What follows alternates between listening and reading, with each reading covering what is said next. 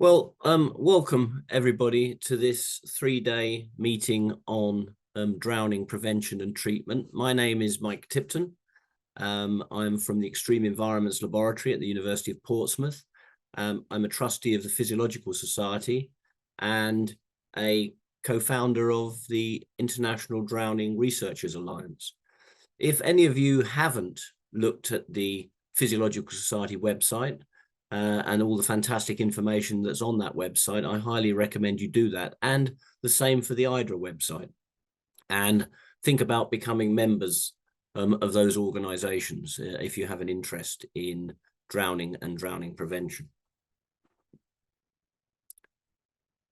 I want to start by thanking everyone. Meetings like this don't happen by accident, and they don't happen without charge unless you're being supported. And we've been supported fantastically by, in particular, the Physiological Society, who are making this meeting available to you. And so in particular, Sarah Bundock, Simon Fish and Caitlin Oates from the Physiological Society. These are the people that you've been interacting with and have made this meeting possible. And also my co-organizers on the scientific side, Adey Mayhew, Paddy Morgan and Jenny Smith. And also to those of you who have submitted presentations, we've got about 34 presentations coming up from 13 different countries and 300 delegates from 38 countries. So it's going to be, I hope, a very useful, productive and informative meeting. This is the drowning timeline. And most of you who work in drowning will fit somewhere on this timeline. And we've tried as best we can to proceed along this timeline as we go through the 3 days of the conference. The conference will be 10 o'clock UK British Summer Time to 2 p.m. each day. We've picked that time to make it as accessible to people as we can around the world. Now, because some people can only speak at some times because of where they are geographically, we haven't exactly matched our program to this timeline, but we've done the best we can. World Drowning Prevention Day. What was the impact of Brazilian actions in 2023? I'm a Secretary General of the Brazilian Life Saving Society. World Drowning Prevention Day. Anyone can drown, no one should. We are here in this magic place to remind everyone how important and easy is to prevent drowning and celebrate life in and around water.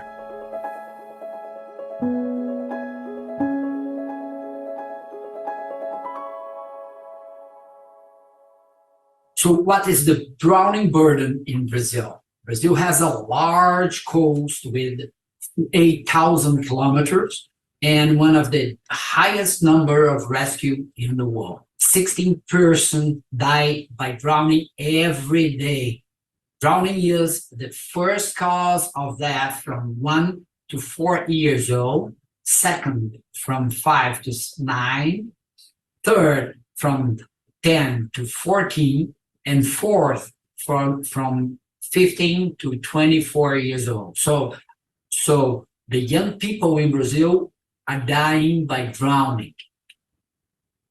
And drowning is especially worrying in the north of Brazil, in the Amazonic zone, where are rivers, dams, and lakes. So the problem in the coast is not a big issue for us anymore, but the inland drowning. Brazil spends $300 million per year on drowning death. But how do we see the burden? We see as prevention is the most important on the drowning chain of survival. But the layperson sees as if the first aid would be the most important thing. But how it really is, we see in this very recently publication that prevention is the most important. It performs 99.9% of the lifeguard interventions. Some factors need to be considered on drowning. Brazil has one of the largest number of professional lifeguards. SOBRASA estimate that we still have 30% limitation in water safety supervision in a fully operational lifeguard service area. The risk of drowning death is estimated to be 60 times more likely in the unguarded lifeguard areas. Despite 48% in mortality reduction rates in Brazil over the past 40 years, the problem persists and highlights how important prevention education strategy might be to combat this endemic issue. Still, a lot of challenges exist when it comes to educating and recording results, such as difference audience, what and how many messages to pass on, how to pass on the water safety education, in-person versus digital, who will pass and how would be training to, how to collect data on the carry out actions, and how to measure results in the end. So prevention is the key, and water safety education is essential. Our objective was to analyze the results of the third edition of the drowning prevention campaign cost and impact achieved in Brazil. The prevention awareness opportunity was the World Drowning Prevention Day on July 25th. This is a great opportunity to bring together everyone and everyone's efforts, but especially because it can be done throughout the year. I need to be part of the solution, not the problem. All life-saving representatives from 27 Brazilian states were mobilized to take prevention action on the July 25th. A dedicated team was assembled for planning, execution, data collection, and reporting. This team includes one campaign coordinator, along with 3 assistants, a new clipping enterprise, a press release officer, marketing, and public relations, as well as members of SOBRASA's board of directors. As the first step, the public was invited to join the campaign with the motto, "Everyone can drown, no one should." Step 2 provides an epidemiologic way for them to identify the most important problem on their area. And at the step 3, they would be able to choose the tips to deliver and the proper way to do it. We pay attention to give simple but diverse tools by posting many drowning prevention interventions at our website as an example to be followed. Step 4 and 5th, all participants were encouraged to share their actions on the Telegram group and tag us, from where we collected, how and where happened, how many participants, time spent, age, and other variables involved. The result was spectacular. Participation from all 27 Brazilian states had reached 23 million people. The campaign engaged over 4,000 volunteers in both prevention and digital actions, along with 220,000 followers on SOBRASA's social media platforms. A total of 391 participation institutions were involved, resulting in 1,358 monuments illuminated in blue for a cumulative duration of 10,000 hours. 235 action in-person activities were done. 380 digital and social media posted and covered in 436 TV and news articles were generate a total of 158 million impressions. As a result, the campaign total investment were 22,000 euros, which results in a spontaneous media value of 587,000 euros. The effective cost per prevention action was 0.0009 euros per person involved, but still have limitations.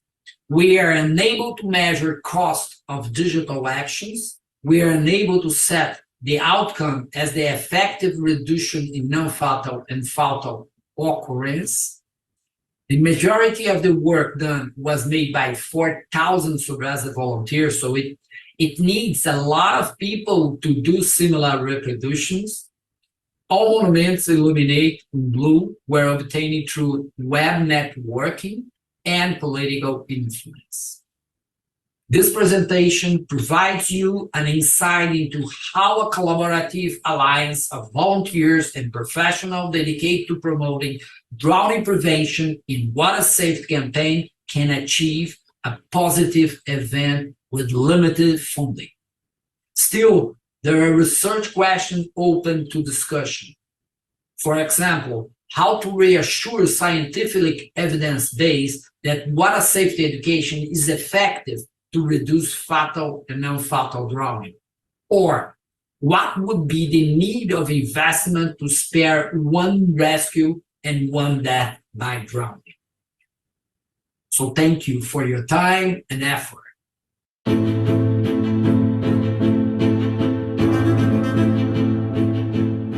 Hoje é o Dia Mundial da Prevenção do Afogamento, criado pela ONU, organizado pela Organização Mundial de Saúde e no Brasil coordenado e impulsionado pela Sociedade Brasileira de Salvamento Aquático. Nosso propósito é reduzir os afogamentos.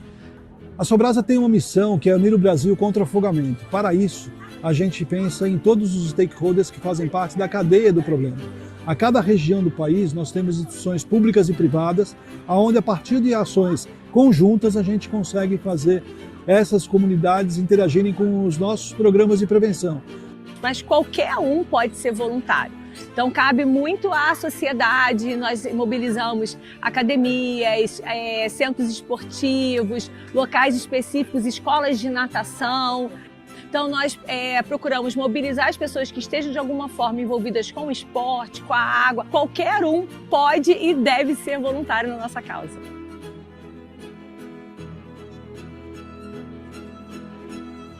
A importância de ser voluntário é enorme, porque você sente um retorno, uma gratificação muito grande de poder conscientizar outras pessoas da importância da prevenção. Então, voluntário para nós é toda e qualquer pessoa que dedica o seu tempo e a sua energia em prol da causa, com foco na redução dos afogamentos no país.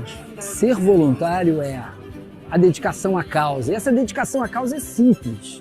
É você compartilhar dicas nossas na internet, é você ler um gibi em casa com a sua criança. Na sua localidade é super importante a gente entender que eles conseguem fazer a diferença, porque eles estão lá. E se eles conseguem nos multiplicar com um conteúdo adequado para poder lidar com esses assuntos, a gente está chegando em mais lugares, em mais espaços, e aí dessa forma a gente vai a todo o país, né, unindo esses especialistas que também nos promovem e nos ajudam a poder diminuir o número de afogamentos no nosso Brasil. Bom, acho que o principal papel da SOBRASA é unir o Brasil contra as mortes por afogamento. Quem nunca salvou uma vida surfando? Né? Então, assim, o que fazer? Como fazer? Será que eu posso realizar um resgate de forma segura? E se a vítima estiver consciente ou inconsciente, como retirar ela? E beleza, aí cheguei na areia. O que eu faço agora? Aciono o resgate? Faço os sinais vitais ali principais para saber qual protocolo que eu devo assumir? Então, é tudo isso que a SOBRASA faz. 70% das mortes por afogamento ocorrem em rios, lagos e represas. Isso significa 11 a 12 brasileiros diariamente falecendo nesses ambientes. Não há supervisão de guarda-vidas, não há supervisão de pessoa orientada, capacitada e competente para fazer o socorro. Portanto, 2 pessoas morrem diariamente tentando ajudar uma outra em perigo. Quem não gostaria de salvar uma vida? Então, assim, será que eu posso? Pô, beleza, eu posso de uma forma segura? Melhor ainda. Então, esse é o intuito da SOBRASA. não só eu, Daniele, mas a SOBRASA acredita que a educação é a principal forma que nós temos de ajudar a nossa sociedade a mudar esse caso. Eu aprendi que só pode subir pela escada e também não pode pular, senão pode escorregar e se afogar. E dessa forma a gente vai elegendo, a cada dia que passa, mais e mais parcerias estratégicas. Essas parcerias fazem a diferença. Estamos aqui nesse lugar mágico para lembrar a todos como é importante e fácil prevenir o afogamento e celebrar a vida dentro e ao redor da água. Qualquer um pode se afogar, ninguém deveria.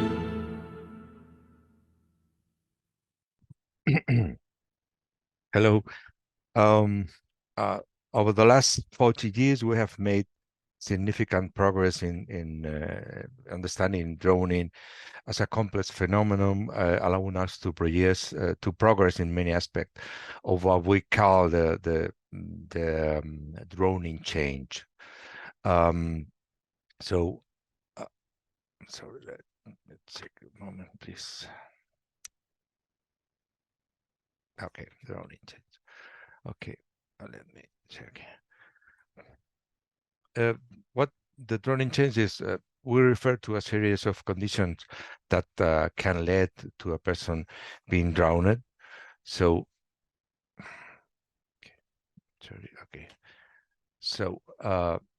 we are using different tools to try to reduce the incidence of drowning, and one of the most important are the prevention message and educational campaigns.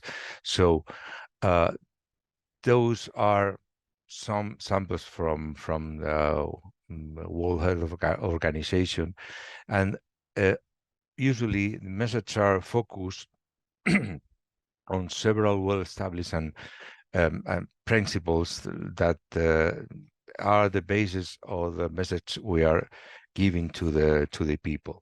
So this is some of the main areas that we are organizing our message and campaigns, and here are some samples from the CDC, or many organizations have also specific recommendations for many other specific areas or activities or population like that, or like we have seen a moment ago with SOBRASA. Brazilian people have a very powerful campaigns that covers many of those aspects, or like a sample of the ELS here.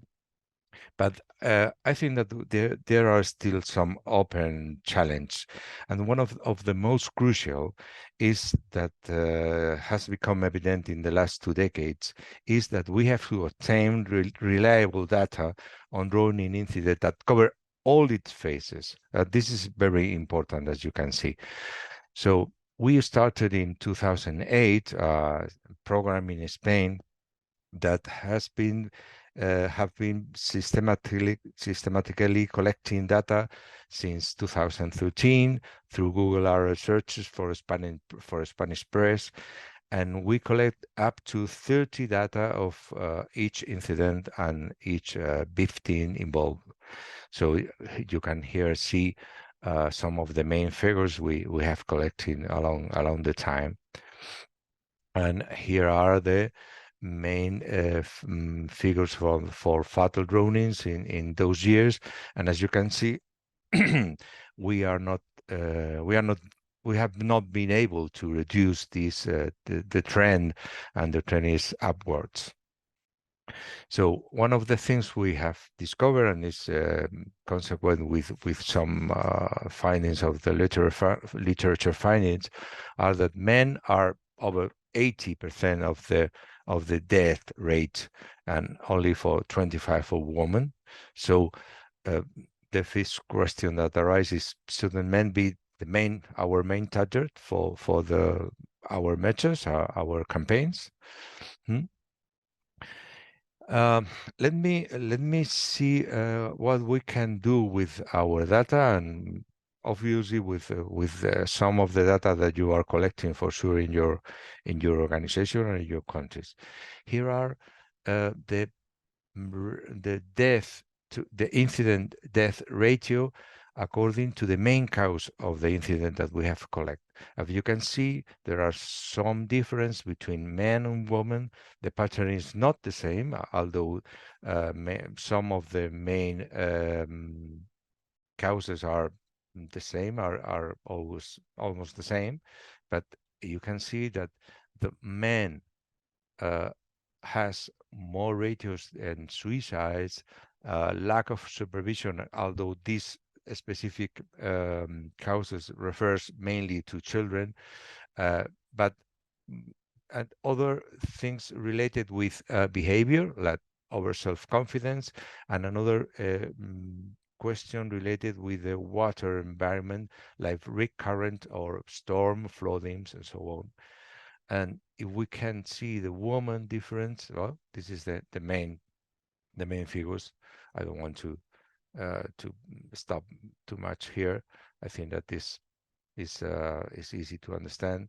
But while we see on women, we see also that suicide is one of the biggest, not the biggest cause, but is the one of the biggest incident death ratio in this case. But and there is also our self-confidence and water conditions, but the other main causes of the incidents are, as you can see, so small, very small, smaller than the men's. Okay, here it's the main numbers. Well, one of the things that we see when we study the data is the aquatic environment risk of as expected. The ratio is higher in stream water conditions, but also the data show that in the very low conditions, when in situations that we consider this a green flag for swimming, there are very high ratios in men, and we see that in closed environments, in pools and environments that the water conditions is not important because there is no green flags or so on. Also, the death ratio is very high in men and also in women, but in women's in conditions that we consider we will consider a yellow flag, also very high rates in women instead of men. Okay, so does this mean that the woman has less aquatic competence, or that the women are less accustomed to dealing with an environment when what is more complicated? Okay. According to the localization, we can see that women are higher in unattended water, like rivers and channels and so on. Okay, and also, but also in other environments that are guarded, like hotel pools and community pools. That means that they are more confident to swim in these environments, or there are another factors involved. So, and I want to highlight the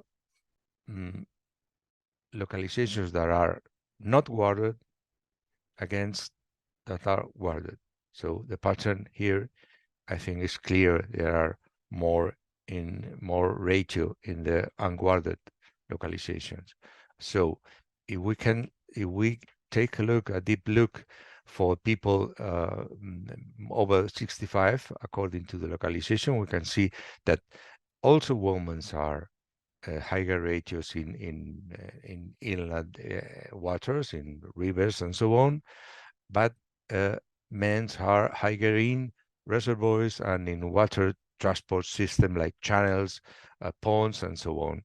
Okay, and also to highlight where the guarded, unguarded, unsupervised environments and another in guarded environments. I think that this is a very interesting slide. Here you can see the probability of dying in a drowning incident by age and sex. So, and as you can see, woman has an increased an upward tendency, while men's has a flat line over the ages. So when looking in more deep, we can see that toddlers and young children are at high risk of dying, mainly in domestic environments and due to lack of adult supervision. Adolescent or teenage women have higher ratio than men in that period, but this reverse in the upper age group when men almost double the percentage. Woman ratio are nearly half men's, except in the teenagers, and during the age that the women become mothers, the drowning rate drops even further, as do the absolute numbers. The ratio for women also shows an increased trend with age, and that, well, for men remains more or less stable. Over 65, the jump is the probability of dying is higher in both sexes. What is my conclusions? Of course, there are different an important difference between men and women. There are high rates in important aspect that we are not reaching with the standard measures. Therefore, we have to find out what is happening there to be able to intervene effectively of them. And it's essential to collect study data more in depth, and also is relevant to prepare specific communication adapted to the findings. What can span the scope? Of course, collect data, but data that are structured and comprehensive from our area of responsibility, our country, our organization, and span the scope, including, and this is important, qualitative and innovative data. We are not doing first-hand interviews with survivors and with witnesses that allow us to understand what is happening in a drowning incident, why happened this, what is the trigger, and what is the behavior of the drowning victim. And of course, focus on the triggers, the cause, and how the drowning process is. The outcome is not important in that phase. Is important, of course, for the final figure and for the final info reports, but the most important for us in prevention is why the drowning happens.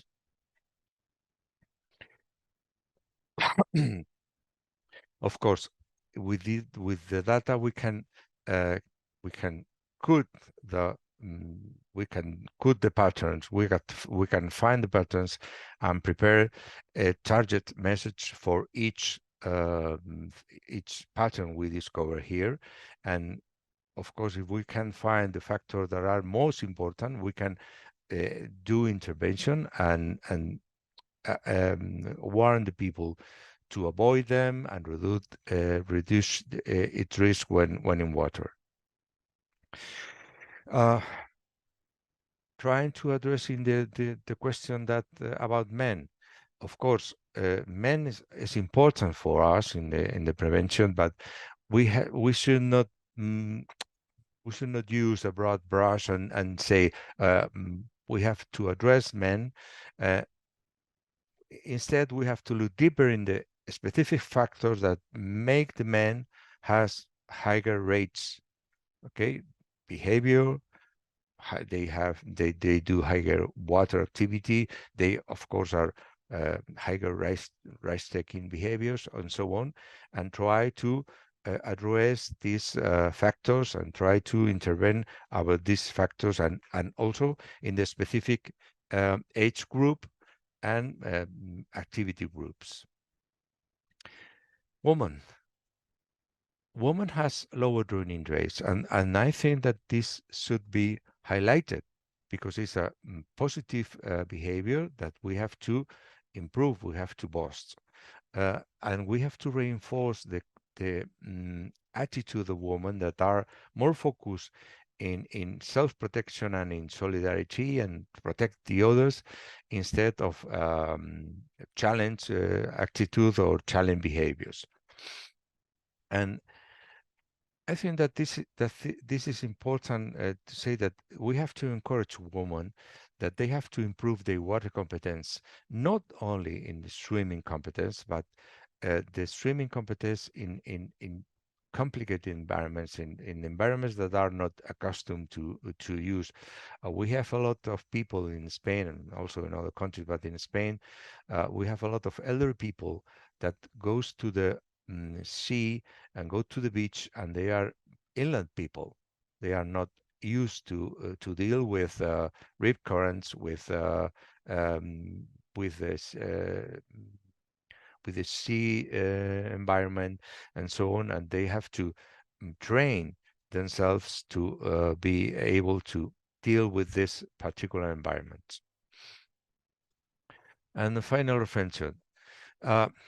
I think it's important to focus on why and how rather on the outcome. As I said before, we have put too much emphasis in the outcome when what is important is the causes and why the drowning occurs. And also, we have to be reminded that swimmers are in a water in a positive water experience. They are on vacations, they are on holidays, they are enjoying of a beach day, and they are not thinking about their safety. So we have to put that in the equation. We have to try to get the people think about they have to be in water, but also they have to be safe in water. And we must to be able to make understand the people that this is important, that they will enjoy the water better if they have behavior of self-protection, protecting the others. So that's my reflection. No one should drown, and I think that I can help you to think about what we can do with data and what we can do to improve our message, our campaigns. Thank you very much. I'm going to briefly talk to you today about local authority approaches to managing water safety, a 10-year comparative analysis. So as you probably have already found out, my name is Carlene McAvoy. I'm the Leisure Safety Manager for ROSPA, and I'm also the Secretariat for the National Water Safety Forum in the UK and the founder and Secretariat of Water Safety Scotland. So a bit about Scotland, very briefly. We're a devolved country in the United Kingdom, and we have a population of about 5.5 million, which is quite small. But we have lots of access to really cold water, and that is one of the reasons, amongst others, that this number is on your screen. So each year, on average, we have 96 people that sadly lose their lives to a water-related fatality each year. 50 of these are accidental or classified as accidental. And we know that generally, whether you look at water-related fatalities as a whole or specific to accidental, Scotland has a really high rate in comparison to the other UK nations. It's almost triple that of England and double that of Northern Ireland, for example. So as a result of this, we created Scotland's Drowning Prevention Strategy back in 2018, and that followed the larger UK drowning prevention strategy from 2016. This particular strategy is very specific to Scotland in terms of things like the geography and the makeup, the demography, the differences in law, and also in differences in the education system. So it's very specific to Scotland and has two main targets: to reduce accidental fatalities by 50% and contribute to the reduction of water-related suicide. So we've also reviewed the strategy, and we reviewed it back in 2020, and we also did an interim review in 2022. Our next iteration of that review is June 2024. But why I'm highlighting this to you is just that as part of the strategy, we have a number of work streams and work plans, and one of these work streams concerns the development of policy across Scotland's local authorities. So when I say local authority, Scotland has 32. And these are basically local government. So they could be a council. It's basically local government that are in charge of the local area. So as part of the strategy, one of the key aims is to develop water safety across these areas and promote the development of water safety policies. I won't go into much detail on this because it's quite specific to Scotland, but I want to highlight that across these 32 areas of Scotland, which you can see on the map, this is what we look like, we have local water safety groups. We call them PAWS groups. It's not really important, the name, but I think it's important to see that the blue areas are areas that have a water safety group. So in terms of improving water safety and having multi-agency approaches to water safety, we are very consistent in that. We have an activity in pretty much 72% of the country, which is really good. And I'm sure my colleagues in Water Safety Scotland and other organisations will say that it is very, very active and consistent, which is great. But what I want to talk about is actually how local authorities, e.g. local government, actually approach and manage water safety, which often complements what local groups are doing. So water safety policy has been a really major issue for ROSPA, for the last decade, if not longer. We did an original study back in 2013, repeated this in 2018, and now this research, which I'm going to tell you about now, is the repeat from 2023, which gives us this full 10-year comparison to see how things have changed and adapted over the years. So the objectives for the research were to understand the responsibility for water safety and current policy arrangements at local government level, and identify their understanding of the strategic national direction of water safety in Scotland, e.g. the drowning prevention strategy, and how that actually related to them. So very, very quickly, just on the methods. We used an online survey, which we distributed to all 32 local authorities. We did this through sending a letter to the CEOs, which was then cascaded to the relevant person to fill it in. It was a self-completion questionnaire to gather this information, and all the responses obviously were treated as confidential, because what we wanted to do was gather all the information without singling out any local authority. And we got a 100% completion rate, so all 32 responded, and this is consistent with our previous research in 2013 and 2018, which also had 100% completion rates.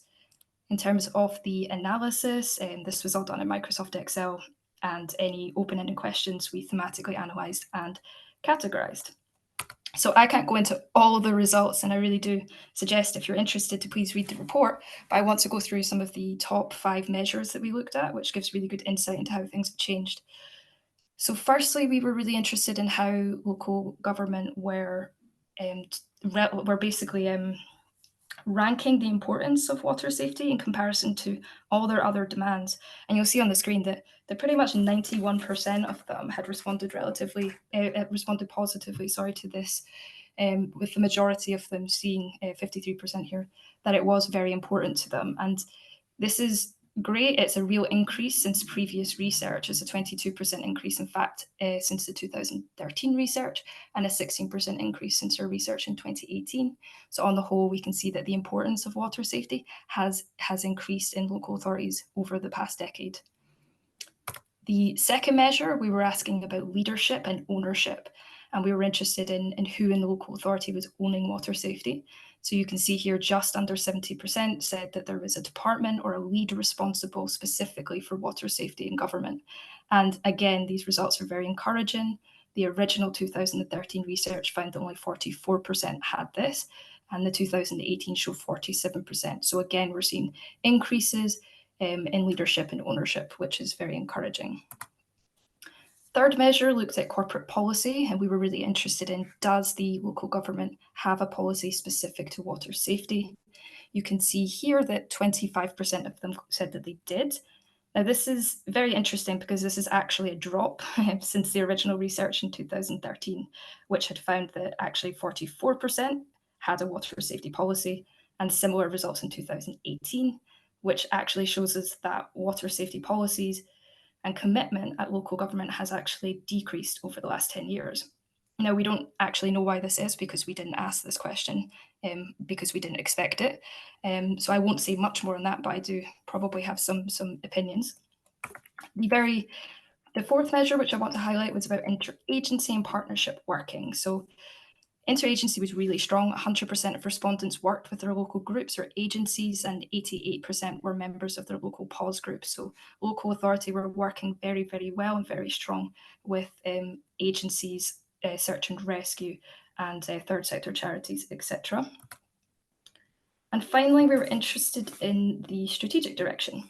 So the 2023 data showed us that 94% roughly, which isn't on here, but 94% were aware of Scotland's drowning prevention strategy, 94% were aware of Water Safety Scotland, but importantly, 62% said that they were actively contributing to it through working with Water Safety Scotland. And this basically just shows through this research that, you know, working with Water Safety Scotland and working with the strategy, local authorities are taking ownership of the issue in their area, and they're aware of how it relates more broadly to Scotland as a whole. So that was impressive to see. This horrible chart, which some people might like, is just a real overview to show you the differences between the 2013, 18 and 23. So you can see pretty much across the board, every single measure increased apart from policy level commitment. So this is impressive, but also something to work on as well. So finally, the research looked at some recommendations. Firstly, it suggested that we continue to share ideas and practice and maintain consistency of approach. It suggested that any local authority that didn't have a policy should have one in line with Scotland's drowning prevention strategy by 2026, and that our local groups, which we refer to as PAWS groups, highlight this issue locally and insist the importance of the creation of a water safety policy at local government, and also that we continue to host an annual workshop, which we have planned actually for next month, and this is just to provide support, assistance and expert opinion to help in the assistance with local authorities for policies. So very finally, and in conclusion, it would be great if you read the report. There's a shorter infographic if you just want to have a quick look. But essentially the research indicates that many of the local authorities across Scotland are increasingly becoming involved in water safety and the promotion of water safety and drowning prevention. You can see that across the board from 2013. All the indicators have positively increased except one, but it does show us that responsibility, practice and interagency working is strong and is getting stronger. And the recommendations that I went through just recently there on the previous slide will help improve that policy level commitment. And that's me. I hope that the audio was okay and that the view was okay. But thank you so much for your time. Boa tarde a todos. Não pude estar presente nessa grande palestra envolvendo grandes pesquisadores no mundo inteiro no que tange à prevenção a afogamentos. Sou o Sargento França, do Corpo de Bombeiros Militar do Rio Grande do Sul, Brasil, faço parte da SOBRASA, assim como o Dr. Szpilman, e a gente defende muito a prevenção a afogamentos aqui no Brasil. Mediante esse cenário caótico que vivenciamos atualmente, quanto ao número de afogamentos no Brasil, o Corpo de Bombeiros Militar do Rio Grande do Sul inovou no último ano de 2023 na produção de manequins de RCP durante as suas palestras nas escolas, né? Os militares do Corpo de Bombeiros do Brasil, do Rio Grande do Sul em especial, passavam o seu serviço de plantão por um breve tempo nas escolas, onde se observou que das palestras lúdicas, dos trabalhos para as crianças e adolescentes faltava algo a mais. E esse algo a mais foi produzir um boneco, né, que se pudesse ser feito com pouco recurso, pouco material e em pouco tempo, para que as crianças e a comunidade escolar, pais, famílias e até mesmo os próprios alunos envolvidos pudessem ver na prática o que é um afogamento, né? Com isso chamar a atenção para prevenir a situação que é o afogamento, né? Então fizemos esse boneco que vocês podem ver aqui, é um boneco feito totalmente com plástico, né, utilizando papelão, garrafa plástica, né, e ele automaticamente, né, quando ele é feito, ele consegue se fazer a manobra RCP, né, nele, fazendo a massagem torácica, né, bem como as insufações necessárias para que uma vítima de afogamento venha ter uma sobrevida, né? Esse foi o nosso projeto piloto aqui no Rio Grande do Sul, né? Durante o ano inteiro de 2023 teve muita procura mesmo pela rede escolar, e o principal objetivo foi esse, foi chamar a atenção para o número de afogamentos, né? E mostrar para a comunidade escolar como agir numa situação dessa. Os primeiros números mostraram que a comunidade escolar não sabia, né, do que se tratava uma RCP, mesmo de maneira básica, né, bem básica mesmo, com a utilização desse boneco, e os números também mostraram que houve uma evolução grande, né, assim que as pessoas conseguiram confeccionar esse boneco e aplicar, sim, de maneira bem básica a RCP. Fica o nosso agradecimento pelo espaço dado, né, a esse grupo de pesquisadores, né, Estados Unidos, Inglaterra, França, a Europa, enfim. O próprio Brasil está de parabéns aí com o Dr. Szpilman e a gente tentando, né, segurar esse cajado da iniciação científica e principalmente prevenindo os afogamentos aqui no Brasil. Um abraço e até mais. I think now is all right, yeah? Yeah, you're live. That's good. Okay. So, good morning, everyone. My name is Joel de Oliveira. I'm from Porto, Portugal. I'm a professor of sports science, and I made my PhD in the University of Vigo in Spain about aquatic safety training in education and in sports, more specifically on surfing. And I'm also a crew member of Surfing Medicine International. So, okay. So the Surfing Medicine International was founded 12 years ago, and right now we have team members in 5 continents and in 36 different countries. In Surfing Medicine, in this organization, we have different tasks and different teams, and my task in this organization is to study and researching about the importance of the surfer as a bystander rescue. So we are trying to understand what role that surfer can play to prevent drowning and to reduce drowning. So the surfers sometimes have to act like lifesavers because they are in the water, they are close to the danger zone, and if someone is in trouble, they have to act, they have to react, they have to do something. But to do that, they have to be prepared. So in surfing medicine, we think it's important to train surfers in safe rescue and resuscitation. And why it's important?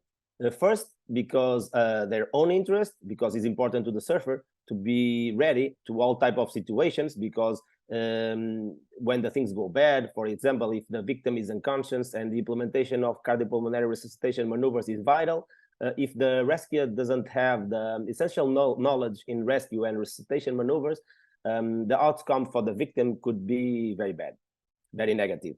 They are in the right place at the right time, so they are in the water, they are very close to the victim, more close than the lifeguards. So if they have the proper training, they can do a good job saving people that are in trouble. They are a big known group. The estimated population of surfers worldwide are between 20 million and 30 million. So imagine if they have proper training in safe rescue and resuscitation, can be like 20 millions of lifeguards for free. That could help a lot to reduce drowning worldwide.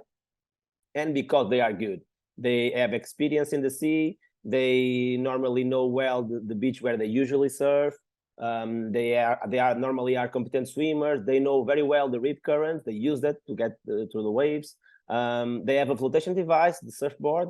So if they have proper training in safe rescue and resuscitation, we think that they can be more than good. So as I said, in the last years, we've been researching about this topic, and this is the first research paper that we published in the American Journal of Emergency Medicine in 2021 about characteristics of surfers as bystander rescues in Europe. The first author of this study is the CEO of Surfing Medicine International. So in this study took place in European countries, and as you can see in this figure, the countries with more participation was United Kingdom, Netherlands, and Germany. In this study, 39% of the surfers that participating in the study have to do at least one rescue in their lifetime. And the conclusions of this study was training and surf experience and self-rate surf ability are associated with more rescues, and surf experience and ability are associated with more training. The majority of the rescues took place in the wild Atlantic and North Sea, and the findings of this study suggest that surfers should receive rescue and cardiopulmonary resuscitation training. So this year, in 2023, we published our second and last paper about this topic in Alien magazine about surfers as aquatic rescues in Portugal and Spain, characteristics of rescues and resuscitation knowledge. I'm the first author of this study, this paper. As you know or might know, Portugal and Spain, the surfing as a leisure activity in Portugal and in Spain has increased its popularity over the last decade. The number of surfers has been growing a lot in the last years and still growing year after year and day after day in both countries. Portugal offers a large number of surfing spots at very short distance, Portugal and Spain. And both countries also have very attractive aquatic leisure conditions, including the wild climate. Right now we are 30 degrees right now in Porto. So the weather is very good. So, and thousands of kilometers of coast that invite bathing. However, not all the beaches are supervised, and the ones that are tend to have presence only in summer season, which increase the risk of drowning. So, however, surfing is practiced through the year, so the surfers can play an important role as bystander rescues. So in this study, the data was collected online in a Google Form survey in two versions, one in Portuguese and another one in Spanish. And we reached 2,048 answers in this study. About the most important results of this study is that 78.5% of the surfers of this study have to carry out at least one rescue in their lifetime. But 14% of them made one rescue, 40% of them between 2 and 5 rescues, 10% between 6 and 9, and 14% made 10 or more rescues. So as you can see, the majority of the surfers of this study have to do at least 2 rescues in their lifetime. Although it's not possible to indicate an exact number of rescues carried out by the surfers from Portugal and Spain each year, the number is very relevant. So according to the International Surfing Association, the population of surfers in Portugal and in Spain is of around 500,000.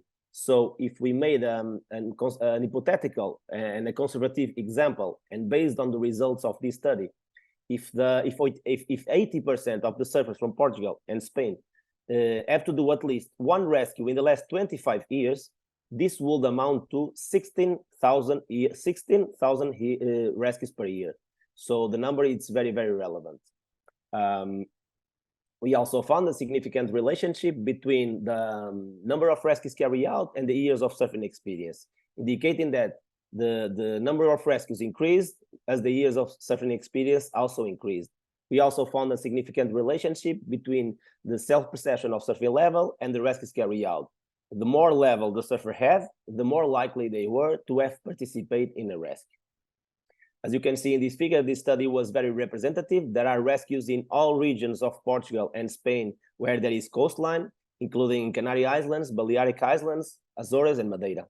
It is also important to point that 50% of the rescues occurred on unpatrolled beaches or outside the surveillance hours. We also study the knowledge of the surfers in rescue and resuscitation. And as you can see, the majority of the surfers of this study did not have the essential knowledge in rescue and resuscitation. So in the 3 questions that we made about this topic in our survey, only 14% of the surfers know that the first thing to do when you see a victim at risk of drowning is call for help. Only 14% of the surfers know that the first thing to do if you participate in a drowning event is assess to the state of consciousness of the victim. And only 13% know that they should start the basic life support on a drowning victim with 5 ventilations. We also analyzed the answer to the same 3 questions that we saw in the previous slide, according to the attendance to a cardiopulmonary resuscitation course and according with the work experience as a lifeguard. So the group of surfers that attended a CPR course and the group of surfers with work experience as a lifeguard obtained a much higher percentage of correct answers on the 3 questions that we saw in the previous slide, comparing with the group of surfers that never attend a CPR course and never work as a lifeguard. So the conclusions of this study was that the study has provided evidence of the important role that surfers play in saving lives on Portuguese and Spanish beaches, and the number of rescues performed by individual surfers increased as the years of experience and the level as a surfer also increased. The study identified a gap in the knowledge of surfers in rescue and resuscitation. So this suggests that further training of surfers would help to prepare them for the eventuality of performing a rescue. So we believe that training surfers in water rescue should be considered as part of a water safety national strategy in Portugal and also in Spain. So you can make a difference. If you are a surfer, you have to learn to use a surfboard because anyone can drown, no one should.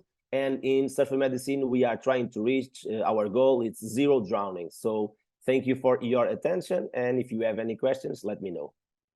So hello, everyone. I'm Kat. I'm an anaesthetics and intensive care doctor in Devon in the southwest of England. And I'm going to be talking a little bit about research projects that I've been working on over the past couple of years with Drs. Brain, Dr. Saka and Dr. Morgan. So we've been looking at the evaluating the economic impact of drowning in southwest England. First of all, a bit of an explanation about our motivations for a cost analysis of drowning. So as has been mentioned already today, we know that the risk of drowning is inversely correlated with age, with children and young adults being disproportionately represented in those numbers. And those people represent the most economically active portion of the population. So both in spending potential and earning potential over the course of what would have been their remaining life years. Most of the literature that's out there to date has focused on fatal drownings and the financial implications of that, whereas the non-fatal drownings have been somewhat neglected and possibly represent an even greater financial burden. And obviously having a comprehensive understanding of the fatal and non-fatal drownings is critical to be able to guide proportional investment in the prevention strategies for drowning. So our project was called Drown ICU, and it was an 11-year retrospective observational study. We looked at all patients who were admitted to intensive care after a drowning event in southwest England, so in Devon and Cornwall. That was 6 intensive care units that you can see across the map there. We collected data from both the emergency department notes and the intensive care notes as per the Utstein drowning framework, and tried to have a particular focus on the functional outcome of these patients in order to fill the void in the data about the morbidity burden that I've mentioned. In that 11-year period, we had 49 admissions to critical care after a drowning event with a broad age range of 1 to 89 years, and 3/4 of those patients were male. We looked at their functional status on discharge from hospital and found that 22 of the patients had minimal or no reduction in their functional status. 10 patients had some degree of reduction in functional status and needed some support with their activities of daily living, and 17 of our patients died during their stay in hospital. So when we're trying to appreciate a comprehensive view of the fatal and non-fatal drowning financial burden, there's quite a lot of components to consider, which I've tried to break down here to better understand. So if you think about the patient's journey from the point of a drowning event, initially the costs to consider are the rescue, and that might involve beach lifeguards, the Royal National Lifeboat Institute, His Majesty's Coast Guard, with both the volunteer service and the helicopter asset, and the fire and rescue service. And certainly some of the patients in our cohort had large, protracted, multi-agency search and rescue efforts before the point of getting to hospital. Then there's the emergency services costs. So all of our patients were attended by an ambulance. Some of our patients also warranted deployment of the helicopter emergency medical services.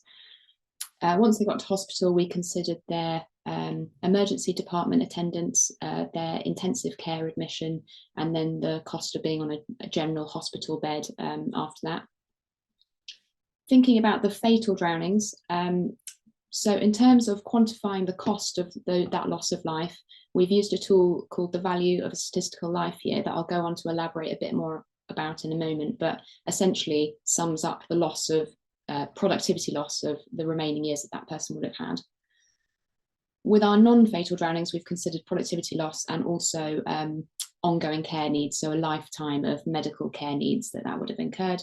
And finally, the coronial system, so for patients that died that were referred to the coroner and the costs that would have occurred.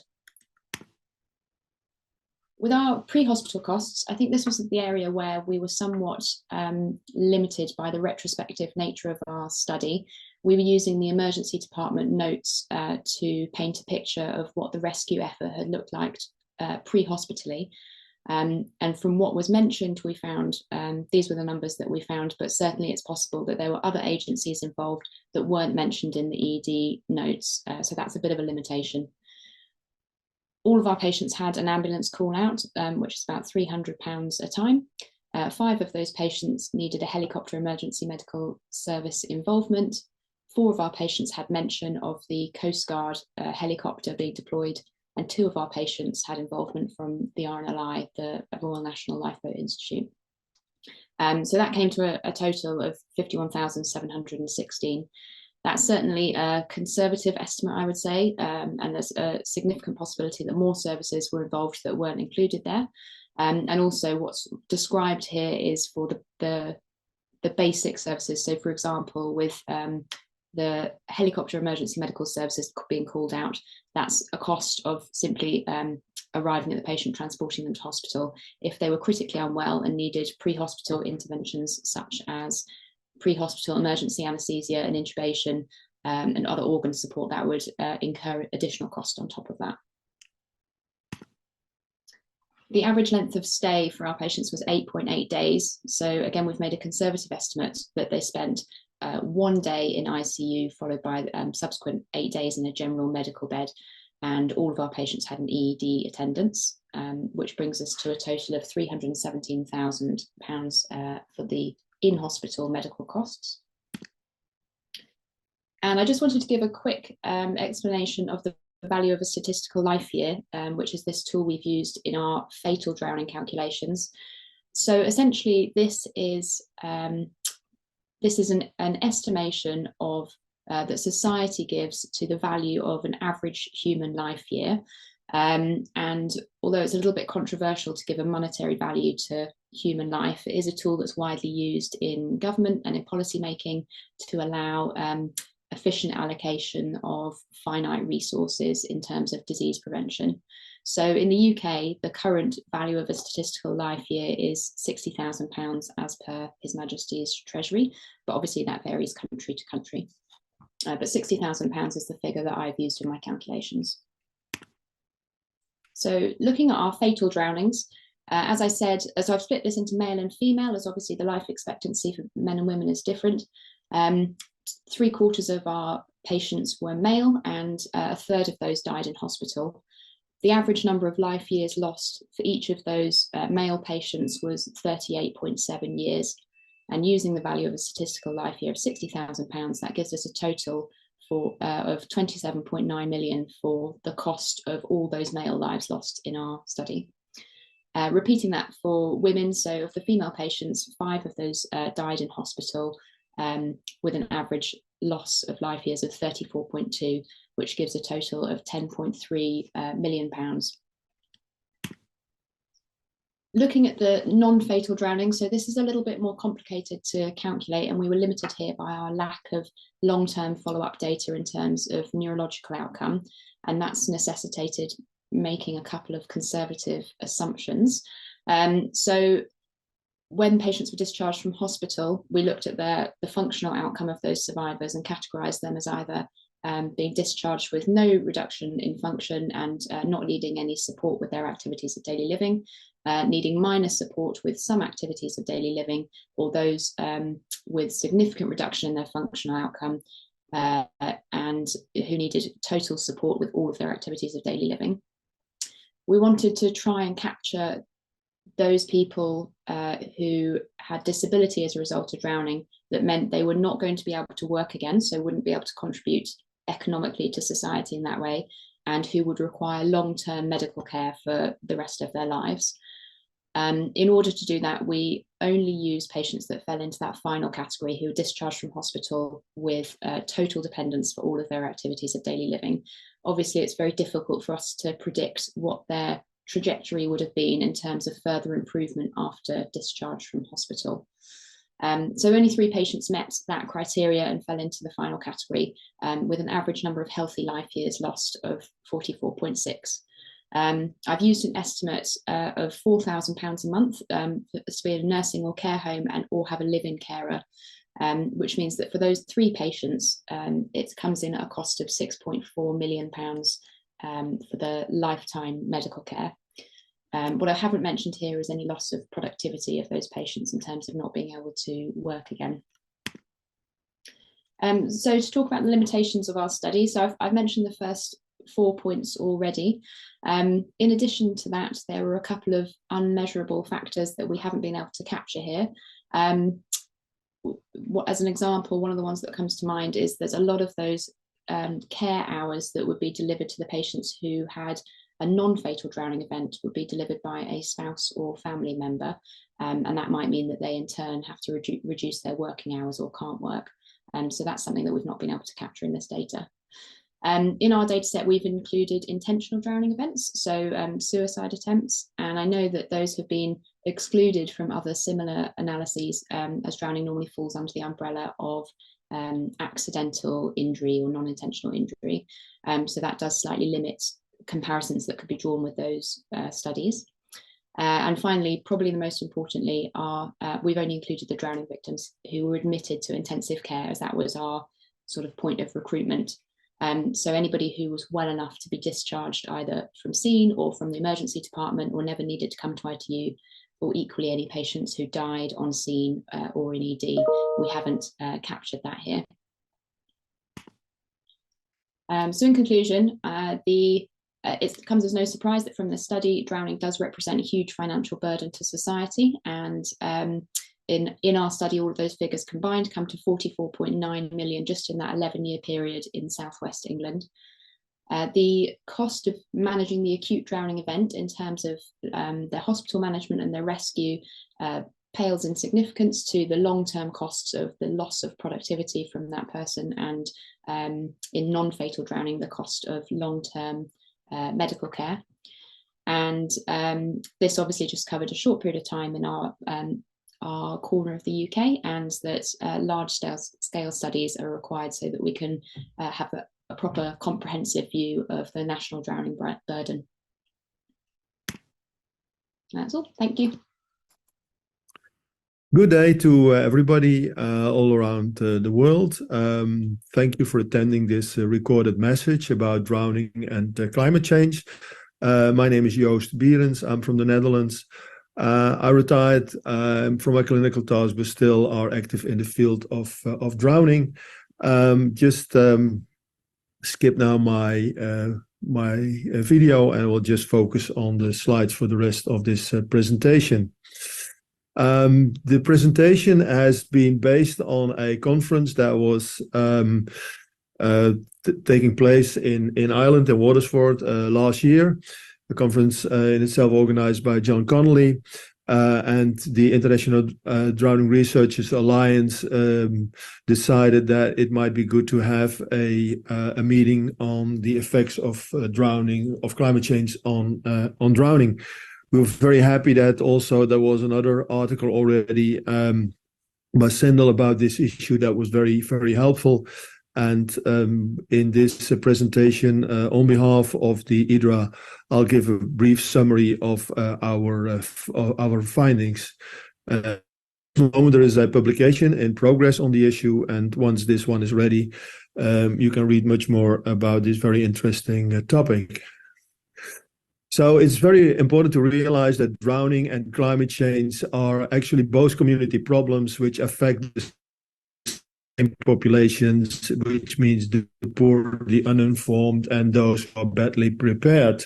But one of the concerns is that while at this moment during the last 20 years, the number of drownings and fatal drownings is absolutely decreasing to more than 50%, that the effect and the impact of climate change might have a reverse effect, and that the number of drownings is increasing again. And we wanted to be informed how, if this was true, and how to get a better picture about this issue. And from the discussions we had, we found actually there were three major elements that might affect the impact of climate change on drowning. First of all, due to the warmer weather, it will be that more and more people will go to recreate and to go to water areas for recreation, but also for cooling down. So there is more exposure of more people, but people probably also will stay longer. So during the evenings or during the mornings, so the exposure will absolutely increase. At the same time, people will also go to other locations which have are not that safe. There are no lifeguards. There are extra risk factors. On the slide you see here is a canal in the Netherlands, which is now frequented by people, where people are sitting when the weather is good. There's no lifeguard there. There is a bridge can jump off. There is a bar on the back where people can drink alcohol, and also ships will pass by. So this all makes this location more dangerous than the usual location. Same is happening in shallower, meaning that the beaches are getting closer to the ships, causing all kind of other problems. And also the impact of the warmer water may affect drowning indirectly, like the picture below, which is related to an incident when early in the summer, the water was already warm. There was a lot of algae there, which caused meters of foam, and some surfers went into the foam and drowned in that particular situation. And when the water hadn't been that warm, these algae hadn't been there. So there's all kind of elements that, due to the warmer water, might affect the drowning situation.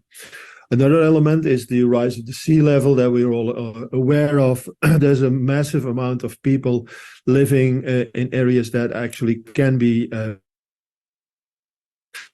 even cities with more than 10 million. And it's not difficult to imagine that this individually level, but also increases by floods, might affect this very huge population in itself. Also, on a smaller scale, floods and rivers will occur more frequently. In my own country, just to take this as an example, we had a major flood in the 50s of the previous century. We build our dikes higher and higher, and at this moment we know that we cannot continue to build higher dikes. So it's already decided to sacrifice parts of the country in situations of flooding to secure the more industrial areas and even more economic valuable areas from flooding. But we need to accept it. But then still, even, and that's the picture on the right side, even we were surprised sometimes by events related to climate change. This is a very picturesque village at the border with Germany, some 100 kilometers upstream of the little river that is normally passing this village. There were tremendous rainfalls, making this small river into a huge river and flooding the whole village. And in Germany, there were tens of deaths, also from drowning, because people were just captured in their houses. But this was a completely new event that had never had happened before.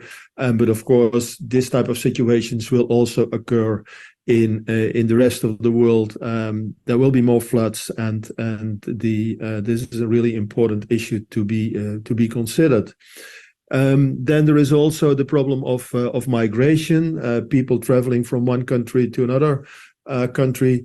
Partly this might have indirect been caused by climate changes and the poverty and the decrease in economy and social problems in many countries, indirectly related to directly related to climate change and then related to migration. But actually the drowning here is not most of all due to the climate change itself, but it's much more because of the irresponsible business model to transport these people on very unsafe boats, the political incompetencies and the indifference. And I really want to note also that I'm a little worried about the indifference in lifeguard operations and organizations where we take a lot of effort in rescuing tourists on the beaches and look away when other people are drowning under completely different circumstances. So this is a little bit about what was part of the discussions which there were, but do we indeed have facts? And I want to show you three very interesting but also very complex studies that could indicate a little bit how climate change is in fact indeed impacting drowning. This is an interesting study from Korea, where they looked at, for a longer period of 12 years, about several millions of people who died in that period of time, and they extracted from these people those who died from meteorological disasters such as floods, landslides, and electricity accidents, unfortunately not by heat waves, and they compared that with person-matched people from the same order. And what the study showed was that from those people who were dying from meteorological disasters, that actually all were due to accidents, and of these, almost 60% were due to drowning. So the conclusion of this study is when there are going to be more and more meteorological disasters, relatively that affects the number of drowning deaths within a community. Another study from Parks from the United States also looked at several million of people, and they looked at the average temperature over that full period of time, and then looked at the accidents happening when the temperature in the country was 1.5 degree higher than the average, kind of taking the Paris climate change agreements as a point of reference. And what you then see is that over a year, this was the year that they looked at, is that the number of falls, which is the orange part, that in that period due to higher temperatures, so 1.5 degree more, that the number of falls decreased, that the number of transportations, the brown ones, that those increased similarly over every month, but that also the number of drownings increased, and this was most of all during the period. And it were especially the young male people who were their incidence of drowning was something like 30% higher than in the period of time when the average temperature over the complete period of time. Another very interesting study was from Japan, where they looked over a period of almost 35 years to the impact of the difference in temperature on all kinds of injuries, including drowning. And regarding to drowning, that's what you see on this picture, is that they took the average temperature over that period of time, and then they looked at the incidences of drowning when the weather was colder or warmer. So what they found that is when the weather was colder, indeed also then the number of drowning cases increased. But this was most of all in females and older people, while when the temperature increased, you also saw this rise, which was going much deeper. and in this situation, it affected most of all young men. So these three studies, although they were each of them methodological, very, very complex, showed that raising in temperature increases the number of drownings just under normal circumstances. And more or less as a conclusion, one might suggest that when the temperature is overall raising over the period, that also impact the incidence of drownings due to all the factors that we discussed already before, notably in the first slide regarding to exposure, location, and warmer water. During this meeting, it was also discussed what lifeguard organizations could do themselves to become more sustainable and also to contribute to lower CO2 production. And a long list of suggestions have been made, including the use of wind and solar energy in the buildings, so that they were working on that energy. To reduce or use sustainable fuel for boats and vehicles, related to rainwater capture and wastewater recycling, to develop purchase and use of recycled, recyclable and sustainable material, which in itself is a very interesting topic, because at this moment, actually everything related to lifeguards can be made of recycled, recyclable and sustainable material. Even boats have been made now in this way. To hire, locate or relocate rescue stations, to become up to date about weather monitoring and forecasting, because quite often the sudden changes in weather cause the problems, and critical planning of transportation, including transportation to attend conferences like we now do by the internet. So what would be the take-home message from this project that the International Drowning Research Alliance initiated a year ago on the issue of drowning and climate change? Most likely, what we have to be aware of is that due to climate change, the warmer weather, the exposure will increase, but also the unpredictability of all kinds of events that cause extra risk factors for drowning will be there. We need to monitor that and to research that to better understand exactly how large the impact is and when the impact occurs and what is possible to prevent that. We need to be prepared, and we all have to take our responsibility, most of all within our position as a human being, but also as a lifeguard organization, and to be better responding to and anticipating on the effects of climate change. I want to thank, first of all my co-founders of IDRA for making this research being possible, for all those people attending the conference in Ireland, and for you for watching this video. And I hope you enjoy the rest of this day. Have a good day. Hello, I'm Justin Sempsrott. I'm an ER doctor in the Western U.S. I'm a co-founder of both Lifeguards Without Borders and the International Drowning Researchers Alliance. I'm sorry I wasn't able to be with you live today, as I'll be working clinically during my presentation slot. So I will introduce myself a little bit more as I go throughout the presentation. Thank you so much to Professor Tipton for the opportunity to speak with you all today. By way of disclosure, I have no financial conflicts with any of the information provided, and am receiving no honorarium for speaking today. There's no off-label usage, and there's no pharmaceutical or procedures or devices that are represented today. These are my affiliations, but have no financial conflicts with any of those organizations. So I started out as a beach lifeguard in Northeast Florida in 1996, and while in medical school learned that more than 90% of the world's drowning deaths were in low and middle income countries, and had the opportunity to start the nonprofit Lifeguards Without Borders.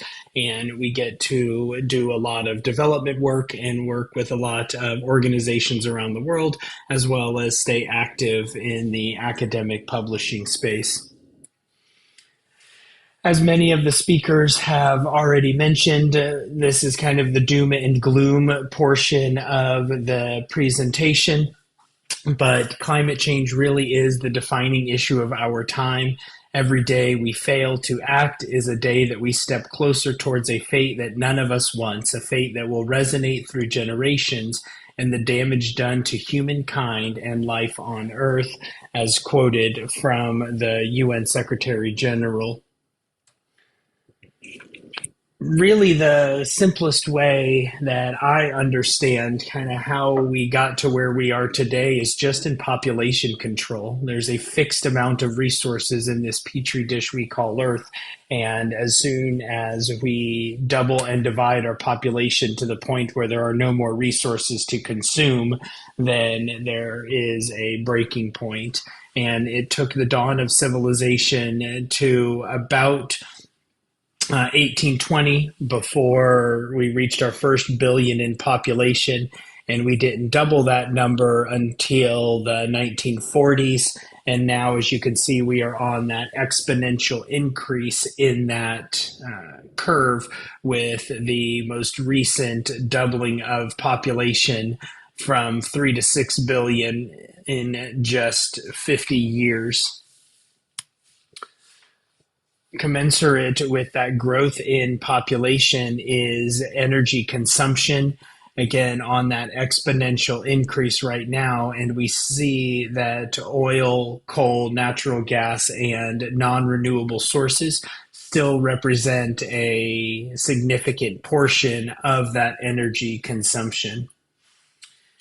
As a civilization in 2009, we burned 250,000 kilograms of coal, 119 million liters of gasoline, and 7.2 million liters of oil every single second. And that is just what we have consumed, say nothing about production, which we are all well aware is measured in terms of CO2 emissions. I just identified a few countries here, but I think it is of particular interest that the upper middle income and high income countries really do represent the largest amount of those emissions. And the question on everyone's mind is, are we too far gone to be saved? Have we already reached or surpassed that tipping point? And unfortunately, that's going to be a question that I think a lot of us are only able to answer in hindsight, when it may already be too late. But what about drowning? There's a drowning chain of survival, which is essentially prevention, rescue, and treatment. And I know that I am preaching to the choir for many of you that prevention is far more cost effective than recognition, response, rescue, and treatment. But we are already starting to see changes in all of these areas with regard to drowning. And I will mention a few of them in passing here and then in more detail in the coming minutes. But on the prevention side, we're seeing changing environments at a local scale, which could be it's hotter outside, so more people are seeking recreation in the water, or daily routines are changing, or farms are not able to grow or rotate the crops that they previously were. Livestock disease is spread. A lot of those changing drivers for water interaction, not just in high-income countries, but in low-income countries as well, finding sources of fresh drinking water or water for clothing and other activities of daily living, as well as the changing frequency of unsafe interactions, which can be from migration, from boating, from shipping lanes, from commercial fishing, from other activities where people make a living on the sea or in waterways. As those patterns change, we must adapt to them. for the recognition, response, and rescue with increased amounts of floods or other disasters. We see an increased need for more rescuers, more skilled rescuers, but also those rescuers are exposed to increased heat stress, increased pollution, increased potential for communicable disease, whether it's in the form of cholera or skin irritants during urban flooding. And those hazards need to be addressed, in addition to that increased burden on rescue services in general. And then at the end of that, we are seeing the increased burden on health services. And I know with most of the people that I speak with, when we talk about climate change and drowning, this is the first thing that comes to mind is disasters. And this is just last month in Libya, with an estimated death toll that is likely to approach 20,000 in a city of about 90,000 people. And unfortunately, these types of events are becoming more common. You may notice that I've been careful to avoid the term natural disasters, and there really is a push to just use the term disaster rather than natural disaster. And this fits into the UN framework of disaster risk reduction. And how can we reduce the risks associated with these disasters instead of attributing them to it's just natural, it's just God's will, it's just the way things are, there's nothing we can do about them. Environmental migration is another big one, not just in overseas migration, as we've seen across the Mediterranean, but just internal displacements due to disaster, whether there is specific flooding in an area that makes it uninhabitable, or as war, famine, drought, and other conflict driven by climate change force people to displace. There is moving pattern over water in often unsafe conditions, and this puts some of those most at-risk populations at an increased risk of drowning. In high-income countries, we see increase in drowning rates as the temperature goes up, and this should come as no surprise to anybody that all things considered, the same risk-taking behavior will only increase as there's more opportunities for it, as well as the increased alcohol consumption that comes with higher temperatures. In low and middle income countries, where water is often ubiquitous and part of daily living, we see changes in patterns and use of surface water, as well as searching out potentially less safe water sources as they dry up. And it is no secret that there are significant disparities in drowning in general, without factoring in climate change. And that is only going to be further exacerbated as resources are often allocated to higher income settings and slow to make their way to low and middle income settings. So from the IDRA standpoint, will this funding become available? And we must link some of our current research priorities to climate change. And just like there's the drowning chain of survival, we have the drowning timeline as well, which gives opportunities and a framework for identifying some of those priorities. And that level of commitment, while many of us do those things at the personal level, myself included, with having my own garden and compost and reducing my plastic usage, I don't know that I'm offsetting much of what British Petroleum and Shell Oil and some of those other big companies are doing, but I still am able to make that personal personal commitment, and then at the organizational all the way up to the international level as well.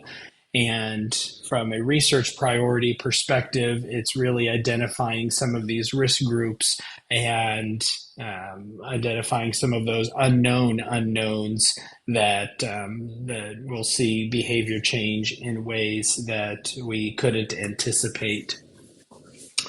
I really appreciate this, and everyone doesn't need to leave their field and convert to a climate practitioner, but everyone does need to figure out how their field might best contribute to protecting the climate and how the climate change we can't prevent will impact their field.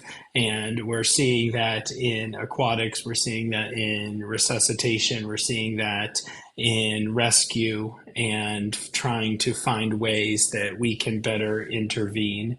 And really, it's at least in the US, there's still some political affiliated opposition to the concept that climate change is even a thing. And so it's a matter of normalizing those discussions, find how you're able to localize some of those interventions, but also collaborating across multiple sectors, right? We need engineers, we need the humanities, we need doctors and researchers and sanitation experts and everybody in between and around to really address this crisis that that's facing us.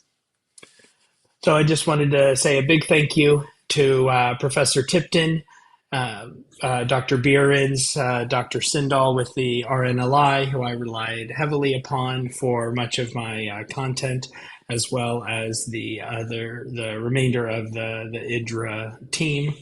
Hello, everybody. I'm David Walker. I am ROSPA's head of Road and Leisure Safety Policy. ROSPA is the Royal Society for the Prevention of Accidents, which is a 100-year-old charity or 100-year-plus charity that looks at unintentional injury or accidental injury in our terms. And I'm not going to get into that debate about the A word, but looks at accidental injury across all walks of life, whether you're at workplaces, whether you're at leisure, which is predominantly drowning, or transport risks, which is cycling and roads, or whether you're in the home, so you're very young or elderly, which predominantly in the UK and in the countries we work about is about falls, really.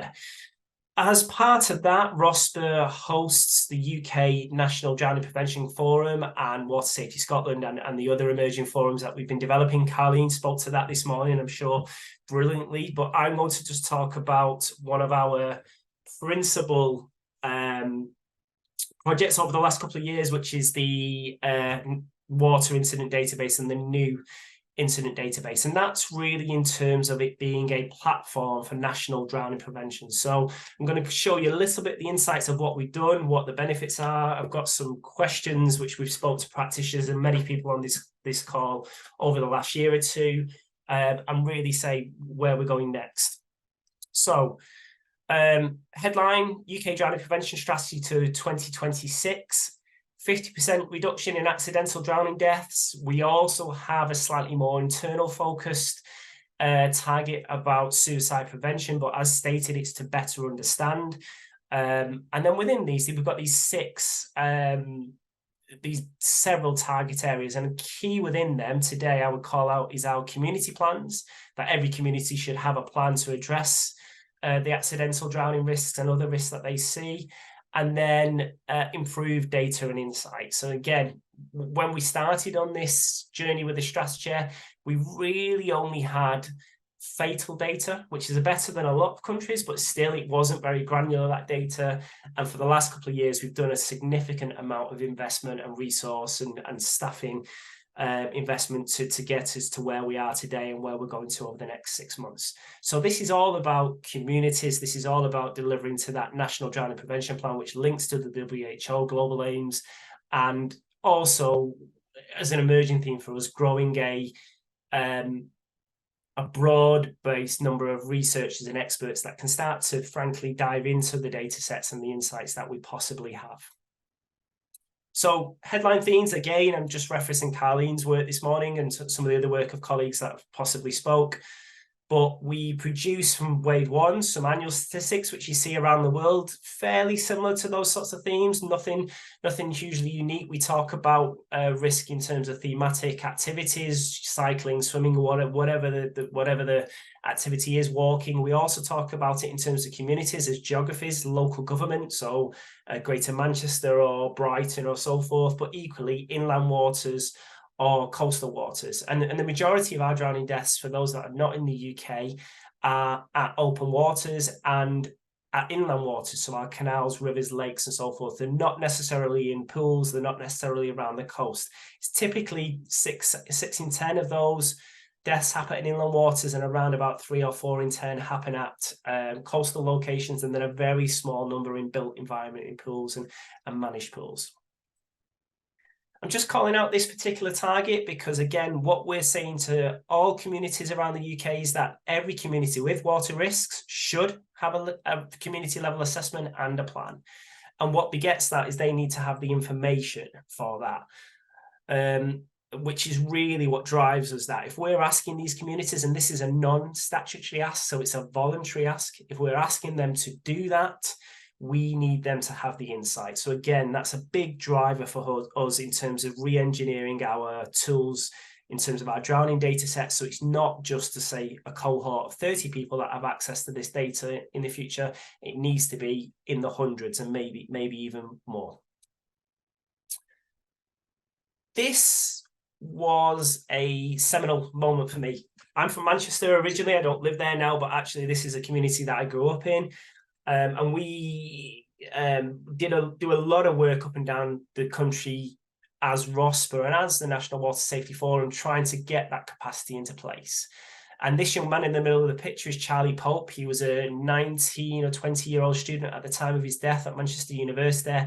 Died somewhere near this space in the middle of Manchester. But one of the challenges we had, and nobody, fire, police, ambulance, for about the first 3 or 4 weeks or the first 10 days could identify where he was. And probably more importantly, from a prevention point of view, could identify where he went in. And then there was all sorts of other contributing factors which were opaque and probably 18 months away because of our UK or our English and Wales coronial system is quite slow, it's quite thorough, but it takes a long time to get there. And this investigation, this review, which was all the partners you would expect, fire, police, landowners, the mayor, local government, we had all the right people in the room, but we couldn't describe this event in a way that population understood, or in the way that actually that community thought had happened. So it really was a transformation to us to say, actually, we've got some good data, we've got comparable data to other communities across the world, but actually it's not good enough to get ahead of the event. And Manchester, this event had a petition around it of around about 900,000 signatures, and roughly 3 million residents and 40 million residents in the northwest of England. So this community plan affected a load of people, but we weren't really necessarily ready to or able to describe the event in terms that they understood and language they understood. So that was a transformational moment for us to say, actually, our data systems, our risk language, our insights was not up to speed to what we actually needed to do. So that really brought focus to a program we were doing. There was other events across the UK around the same time, but I'm just using this one as the transformation for myself personally. But there was equally coastal events and multiple drowning events around the coast during the same window.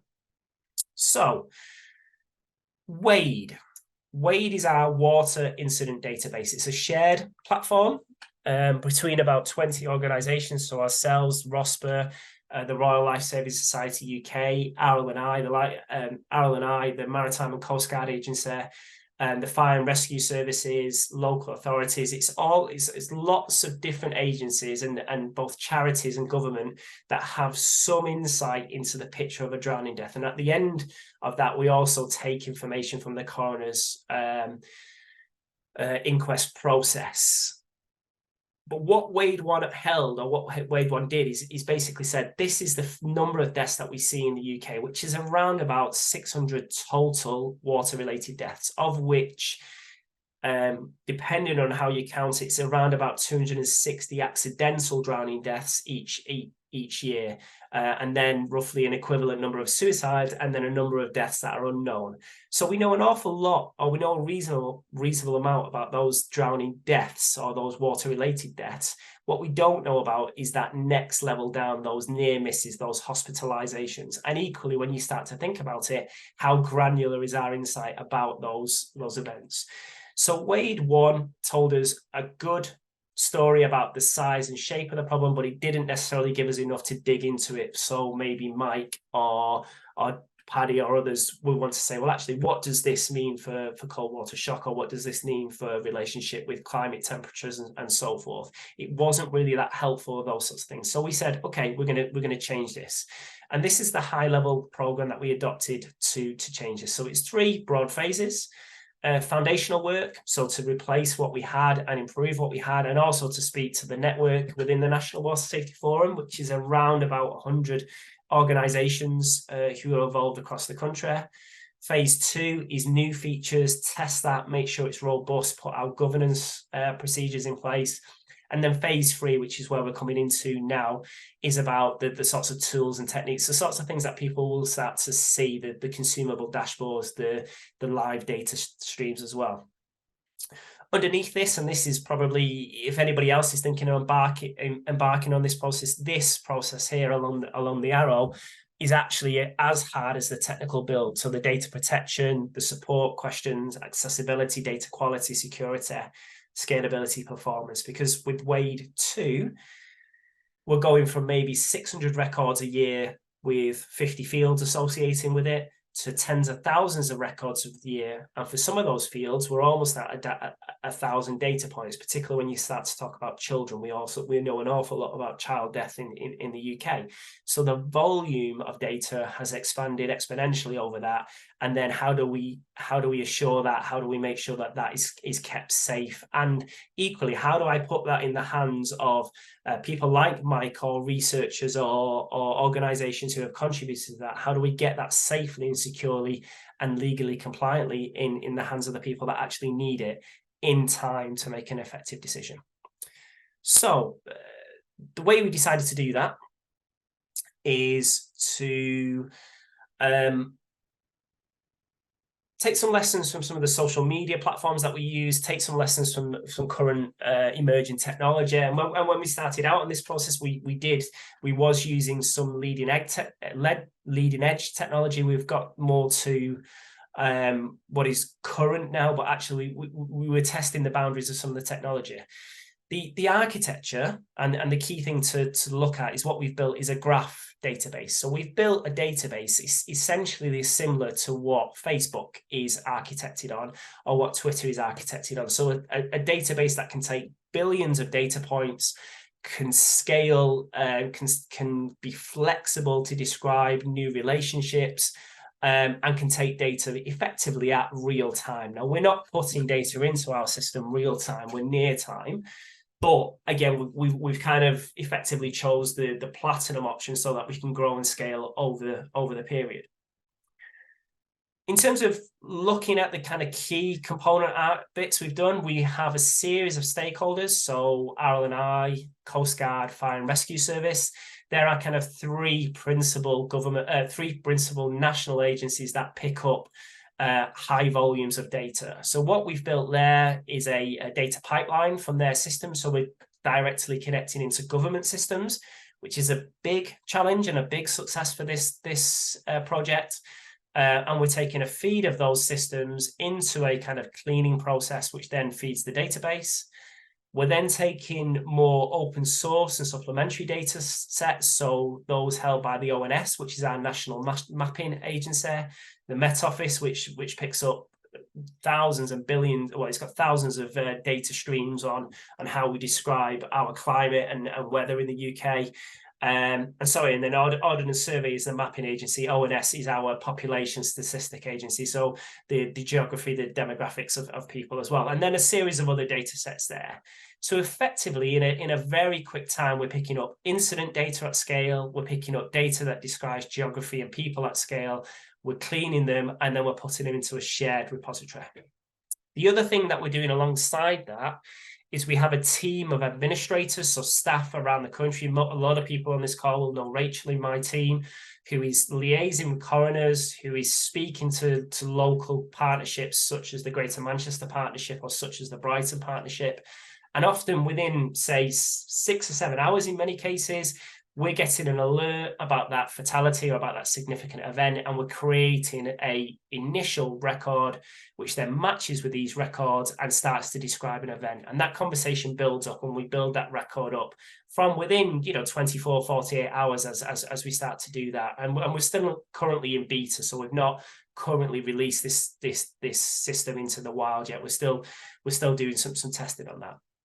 And then the next phase, which is really phase 3, is to start to put some consumables so that anybody can come to the National Water Safety Forum website or any of the other partner websites and look at the dashboard, and they'll all be seeing the same cut of the data set or the same data set with a different analytics layer on. And then one of the key things for our stakeholders and our key sponsors is a monthly report, which is dangerous, if I'm being frank, in this room. We can give a monthly report, but often it's inaccurate. So we've done quite a lot of work around how we could say, there was 350 fatalities year to date, and 60% of them are safe, in terms of quality of records. A third of them are actually quite unsafe. So you need to be careful about that 350 or whatever figure. And then interestingly, for some of the deep insights, is the data science extracts, where we can start to enable, under quite a tight but clear framework, more granular access to the data. So some of the more deeper, thoughtful questions can be posed. And then those, once we've got those can start to feed up into the business as usual reports. Just coming back to the key decision around graph. Again, graph's a critical decision for us. And again, if you think of Facebook, everybody's on Facebook. You start to link Facebook, you start to see friends of friends, and you start to see their interests and so forth. We're starting to do the same principle here with our incident data set. We've put a core taxonomy in, so we describe the world in a standard way. But for example, we may say, well, that person went overboard on a boat, but we may not have asked. We may ask the question about life jackets, but we've not necessarily asked a detailed question about life jackets. Does it have crotch straps? Is it a certain type of equipment? Or, for example, is there a particular characteristic around that individual that we could pull up, which is repeated? So the graph architecture choice allows us then to link some of these further questions. So we build it around a casualty, an incident, and an emergency response. So the casualty has an identity. They have certain amounts of care, which Paddy, I'm sure you'll be interested in some of your questions. We have an incident, which is either linked to vessels or conditions or inquiries. And then we have emergency responses, which talks about equipment and other things. Now, this was quite an early version of the relationship, and you can imagine it's grown out much more. But again, we're building from the old SQL database type builds.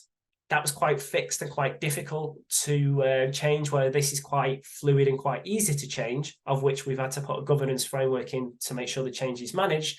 But we can start to build in those relationships and start to grow that. And equally, it enables us then to link quite easy to other data sets. So, for example, one of the questions that I've been asking my team is about commuting related drownings. Quite a big number, maybe a third of all of our drowning deaths are to do with people who just walk and fall in. Quite a lot of them were pre and post work or pre and post pub.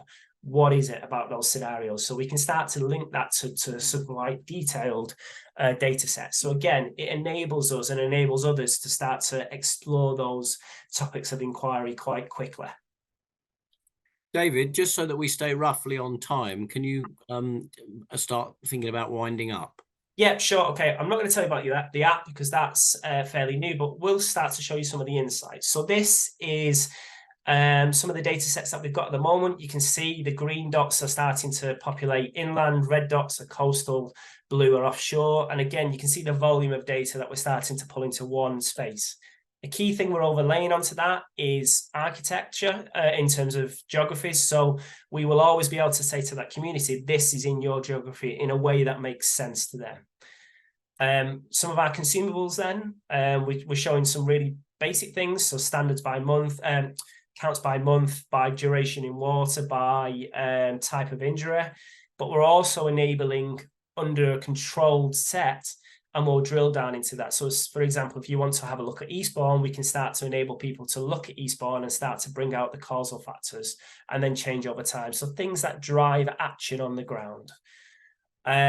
Other one of interest, Mike, I've pulled into there is some of the environmental information where we're linking Met Office sea state data. I remember we talked about this years ago. We're starting to link that absolutely assured data set to the incident at time, so we can really start to dig into that and really have a look at that.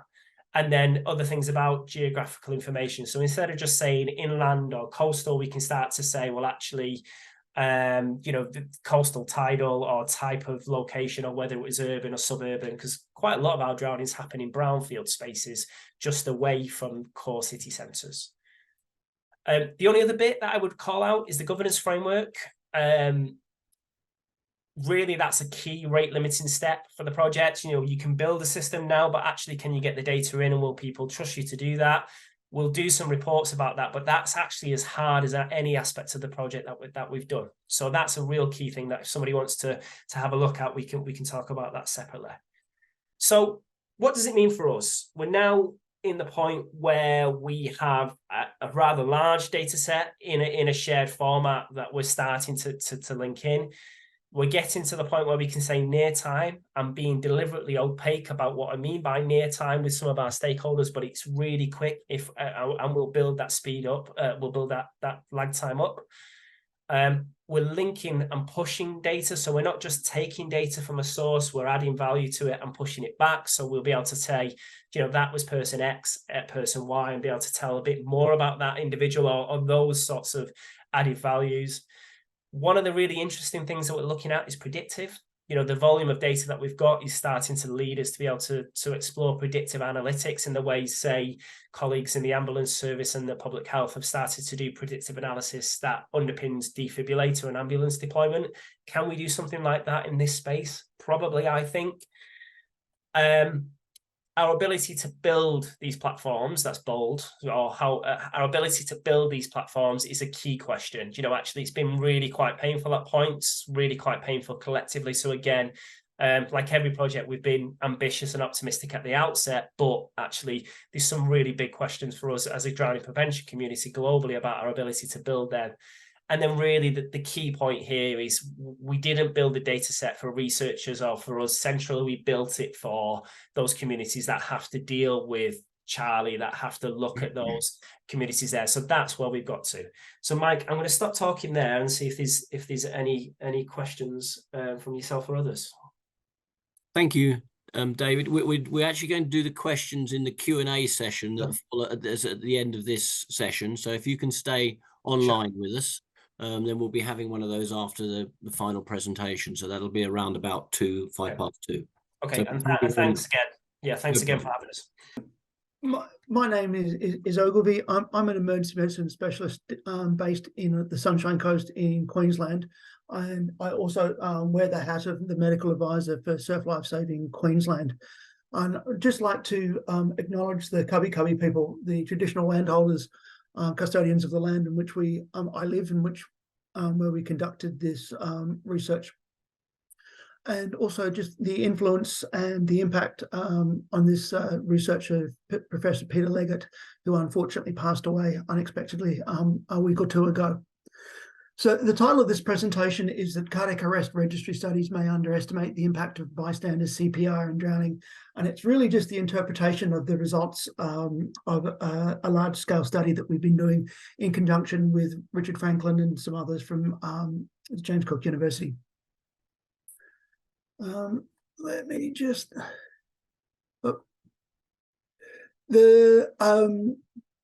Our methodology has been published in the BMJ Open last year, and if you are ever suffering from insomnia, I recommend you read the appendix particularly.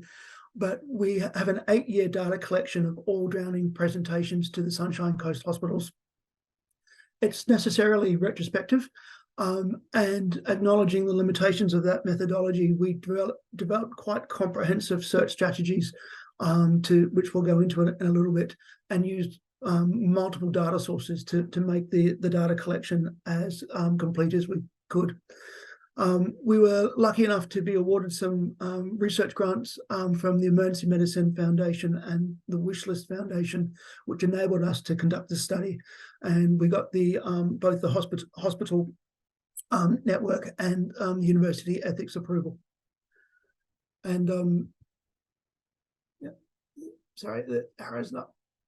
The study setting in the Sunshine Coast is we're up here in the right-hand corner of Australia, just above Brisbane, the state capital.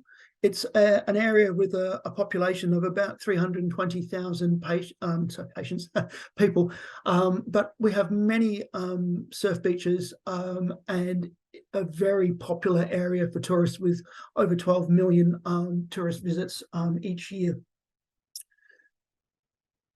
And just with the results of a picture of my daughter learning to drive the IRB, we enrolled 577 drowning patients in the study, of which 80 had experienced some form of cardiac or respiratory arrest. Of that 80, there were 63 survivors, so an overall survival rate of 79% and 17 deaths. There were 28 females and 52 males. And what we can see is that there was a significant difference in the ages between those that survived and those that died, with an older age group more likely to die, and clearly a difference in the submersion times, which we would all expect. We didn't measure the time to the arrival of the ambulance or the emergency medical services. We measured the arrival time of the trained first responder, because we have quite a very active surf lifesaving community. And also, as you will see later, that there were at least 25% of these arrests were actually in the presence of someone who was trained as a first responder, and we defined that as someone who needed to requalify at least every 12 months, not just someone who had passed a resuscitation course. So out of the 80 cardiac arrests, we actually had 100% bystander CPR, which really took us aback a little bit.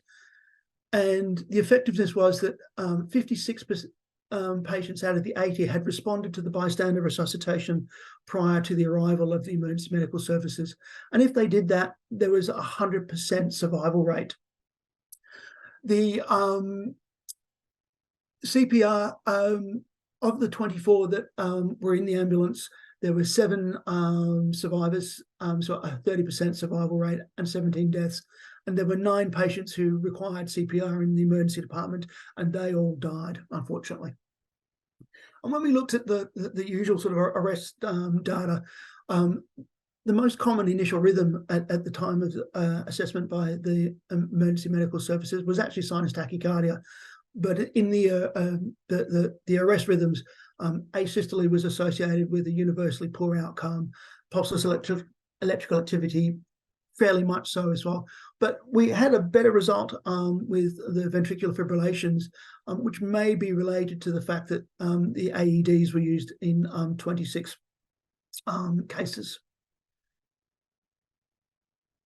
When we look at the CPR methodology amongst these 80 patients, we found that there was data missing in 8 patients. Compression and ventilation was conducted in 49 patients, and this had the much higher degree percentage of trained first responders being present. And there were 14 deaths in that cohort. There were 6 patients that received ventilation only and responded to those, and all had a universally good outcome. But there was, interestingly, 17 patients with with compression only CPR. And we only had 2 deaths out of the 17 in that group. So around about a 12% fatality rate in that group, which was much higher. Also, the survival was much higher in that group than I would have expected. So I got to the point where I actually had to think why we had got such results that are so different to previous publications with 100% bystander CPR and an overall survival rate of 79%. So I started looking at the the other data. And there was two types of publications, and I apologize, this is by no means a systematic review, but the vast majority of the drowning cohorts published from hospitals, from the intensive care units, and we saw the great presentation earlier from Devon and Cornwall. And by any definition, the drowning population that comes and presents to an emergency department is very different to the drowning population that is admitted to an intensive care unit. So there's clearly a difference in the selection of those patients. But there was quite varied percentage, rates of bystander CPR, as well as differences in the rate of survival. And then when we looked at the other type of cardiac arrest papers in drowning, they were the cardiac out-of-hospital cardiac arrest registries, and there's quite a few of them, and they're largely well done. And I've just included some from the last 10 years. And the one that I'd like to compare most with is Dyson from 2013, which is actually another Australian paper from Ambulance Victoria down in the southern part of our country. And you'll note that they had a bystander CPR rate of 8%. And obviously the newer studies from Denmark have got much higher rates of bystander CPR, but they still have a low overall survival rate in the 30s. And so why are we getting such much higher results? And I think it comes down to simply selection bias. And I apologize for anybody, if there are any emergency medical services personnel here, if I simplify their job in any, but an out-of-hospital cardiac arrest registry is largely derived from prospective documentation, where a data in the patient data form, tick boxes either ticked, or a diagnostic code that automatically ensures inclusion of the data into a database. And anybody who's worked in an emergency department will know that often the ambulance has already been tasked to another job before they finish the handover of the patient in front of them. So this documentation can be done much delayed from the patient care, or it can be done under significant time constraints. So necessarily that documentation will center on what's critical for the clinical care of the patient, rather than what would be useful for a research database.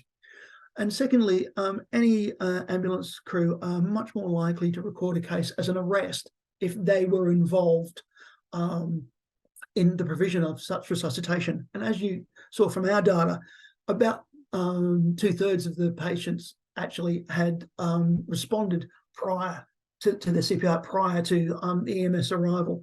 So it's likely that they would have not been coded as cardiac arrest by the ambulance officers. Whereas, coming from an emergency department point of view, we scoured our medical records for all drowning cases, and we knew we weren't capturing them all. So we then searched all cardiac arrest cases in the emergency department for 8 years. Drowning is a trauma presentation in our hospital system, and there should be an automatic notification to the trauma team for every drowning presentation. And there's supposedly an automatic trauma team activation for every drowning patient that's had an arrest. So we scoured the trauma cases, all trauma cases, for 8 years as well, to get our 577 patients. We also relied on word of mouth and from my colleagues, and built this drowning database, which we then searched for cardiac arrest data. And I think that's why we've gotten such a significantly higher percentage of bystander CPR. And when we look again at the difference between an emergency population and a intensive care population, what we can see is, of the 80 patients who've suffered cardiac arrest in our group, less than half were admitted to intensive care. Some of those 39 patients were actually admitted to our cardiac care unit because they had a cardiac origin underneath the drowning event. And we had 25% admitted to inpatient wards when they were on non-invasive ventilation. 8 died in the emergency department, which would have been missed on those ICU papers as well. But we had 13 of these patients also were either discharged home or admitted to the emergency department short stay unit, which isn't even classified as an inpatient unit in the Australian system. So we can see that I think that there's a real degree of how your methodology will influence the rate of bystander CPR in your population. So for this first half of my presentation, the take-home points are: we had a 100% rate of bystander CPR. We had a very good level of response to that bystander CPR, and if so, your outcome was universally good. Our overall survival rate of 79% is outstanding, and the 30% survival rate from the adult hospital cardiac arrest in the back of the ambulance is also very high. And my final recommendation is that we clearly, and I know this has been an issue amongst the drowning research community for many years, and I know that Molly Johnson's on watching this presentation, and we're currently working with it to try and establish some form of multi-centre drowning registry so that we can compete and have the data levels to compete with the out-of-hospital cardiac arrest registries, so that we can then actually get some accurate figures. This presentation, as Mike has said, is about a normal respiratory examination, allowing rapid discharge to emergency of drowning patients from the emergency department. Fortunately, I'm able to skip the next, sorry, when I get it to the next couple of slides, because the methodology is exactly the same. It's question answered from the same database that we've created. So why am I presenting this? I know Paddy and David wrote an excellent review article in CHEST just recently, where grade 0 and grade 1 patients are recommended to be discharged home from the emergency department, or not even go to the emergency department. And I completely agree with that. But what we found as I set up this database project was I actually started looking at hospital protocols and for the treatment of drowning. And surprisingly, my hospital, which gets quite a few presentations, didn't have one. So I ended up going to the Queensland Children's Hospital, and then to the Royal Children's Hospital in Melbourne and Westmead in Sydney, and finding their drowning protocols. And universally, there was a recommendation for the admission of asymptomatic drowning patients for periods of observation for up to 8 hours before discharge. And there were two issues with that. I think and they cited the papers I'll talk about in about 10 seconds as evidence for this. So I think they have misunderstood the results of those papers. And I think they've also, the guidelines don't match clinical practice. Myself and many of the other emergency physicians I work with were already discharging these patients.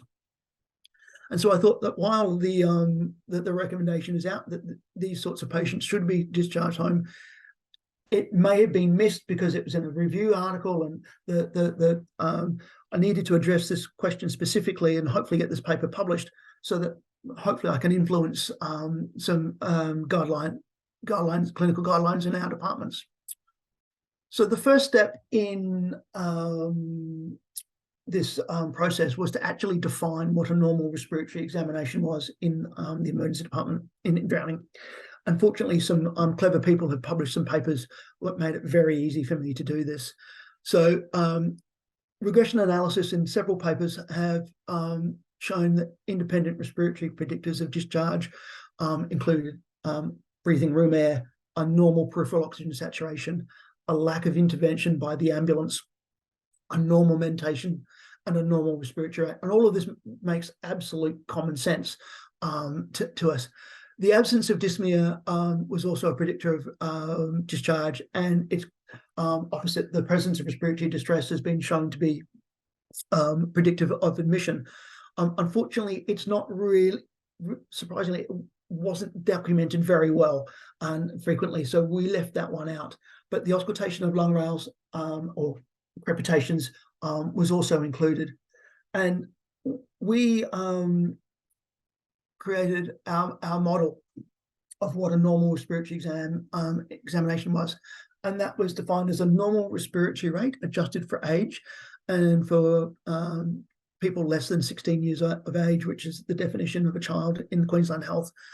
We used the range of respiratory rate, but published by the Children's Early Warning Tool. A normal peripheral oxygen saturation, which we defined as greater than 93% on room air. A normal mental state, we in Queensland use the AVPOV, the alert, respond to voice, respond to pain, no response, unresponsive scale, and it was defined as an alert on the AVPOV scale. The absence of respiratory rails on auscultation of the chest, and the absence of emergency medical support, either airway, oxygenation, or ventilation. And our results were, and I'll just pay homage to the cold water flavour of this conference. I've tried it once and I will not try it again. The summary of our data, again, we've got 577 patients enrolled in the study, of which about 1/4, 161, had a normal respiratory exam by our definition. There was 45% were females and 55% were males. There were 87 children, again, 15 years and younger. Due to our coastal location and sort of the beach-going culture that we have, there were 108, or 2/3, had drowned in salt or estuarine water.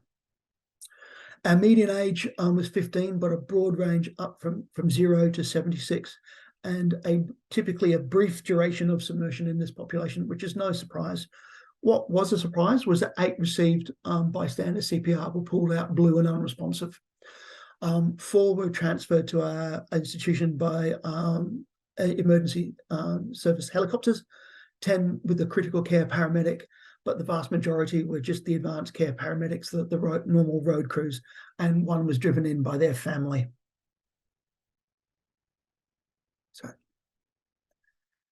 So we know that these patients had a normal respiratory exam when they came to the emergency department, but I just had a look at how they presented to the ambulance services, and about half of them, they had presented to the ambulance with a normal respiratory exam, but frequently they had coughing, increased work of breathing, and a few actually had crepitations found when the lungs were auscultated, and a lot of them actually had 25% of them had an abnormal mentation.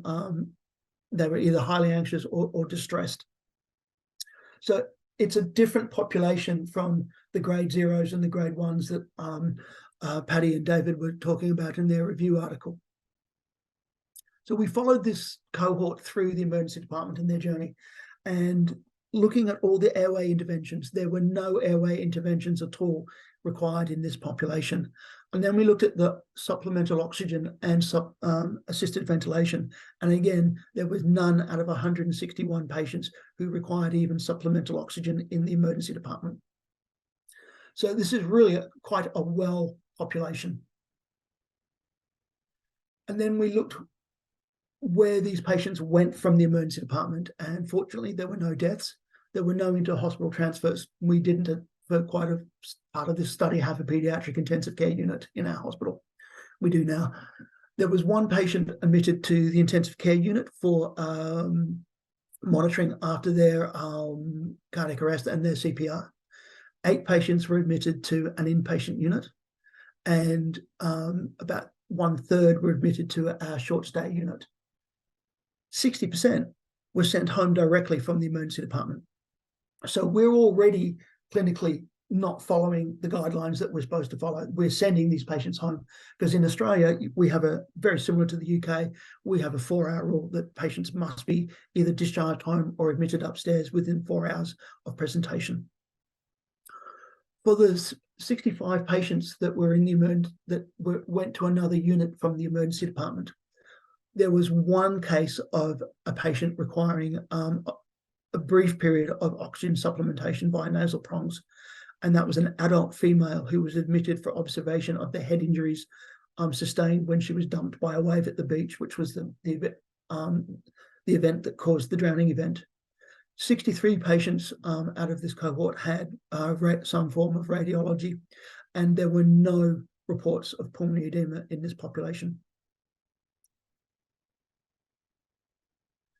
When we looked at their discharge, as I said, none died. There was 1 patient who was classified with some morbidity as they had a fractured cervical vertebrae, again from being dumped in a wave, a different patient, that led to the drowning incident. So 160 patients were classified, discharged well with no morbidity. We were able to follow up representations across the public hospital emergency departments throughout Queensland. So we may have missed patients who have gone back interstate or back home overseas, but we were able to establish that 7 patients represented to an emergency department in the following 7 days. 6 were completely unrelated to drowning, things such as hernia reviews and other things. And 1 was a planned review because there was a difference between the radiology report, the formal radiology report, and what was recorded in the clinical notes. And they were discharged after that review. So there was 154 patients that did not represent, and there were 7 patients that represented without, that were not related actually to their drowning injury. So to summarize these findings, so 1 in 4 of our patients came through to the emergency department with a normal respiratory exam. There were no deaths in this cohort. There were no airway or ventilatory support required in the emergency department for this cohort. There was no radiological evidence of pulmonary edema in this cohort. A single patient with associated injuries, head injuries, required a brief period of nasal prongs as an inpatient. And there were no drowning-related representations within 7 days. So the conclusion is that drowning patients who present to the ED with having had no requirement for oxygen from the ambulance, who have a normal age-related respiratory rate, who have a normal peripheral oxygen saturation on room air, a clear chest and normal mentation, can and should be discharged there and then without further investigation or observation. And I'm hoping that shortly when I submit this and get this published, it may actually influence some guidelines. Thanks, Mike and team for organising this conference and to the PhysSoc. My title is one of the longer ones of the day, so I'm going to try and decode it a little bit for those listening, because we're using the secondary data that's been generated by WADE, which David Walker talked about earlier on, to identify clusters of drowning, so specific locations where a number of events occur. And that's with a view to studying the environmental risk factors that are prevalent within them, and then using that to inform UK drowning prevention. And as Mike mentioned, I'm affiliated to Leeds Trinity University. I'm a proud member of IDRA, and I'm also the public health representative for the National Water Safety Forum. So it's a fairly well understood concept, and this is the rationale for using these geospatial techniques to identify particular clusters of events. It's a fairly well established concept within public health that the way that we structure environments can influence behaviour, and consequently whether that behaviour is positive or negative in the context of health. So the concept in this particular example, which is from one of my collaborators, Dr. Matt Hobbs, where they're studying the relationship between the proximity of alcohol outlets and the incidence of antisocial behaviour like crime and hazardous drinking. And having established that association, the idea is that we change the structure of that environment to improve behavioural outcome and consequently improve health.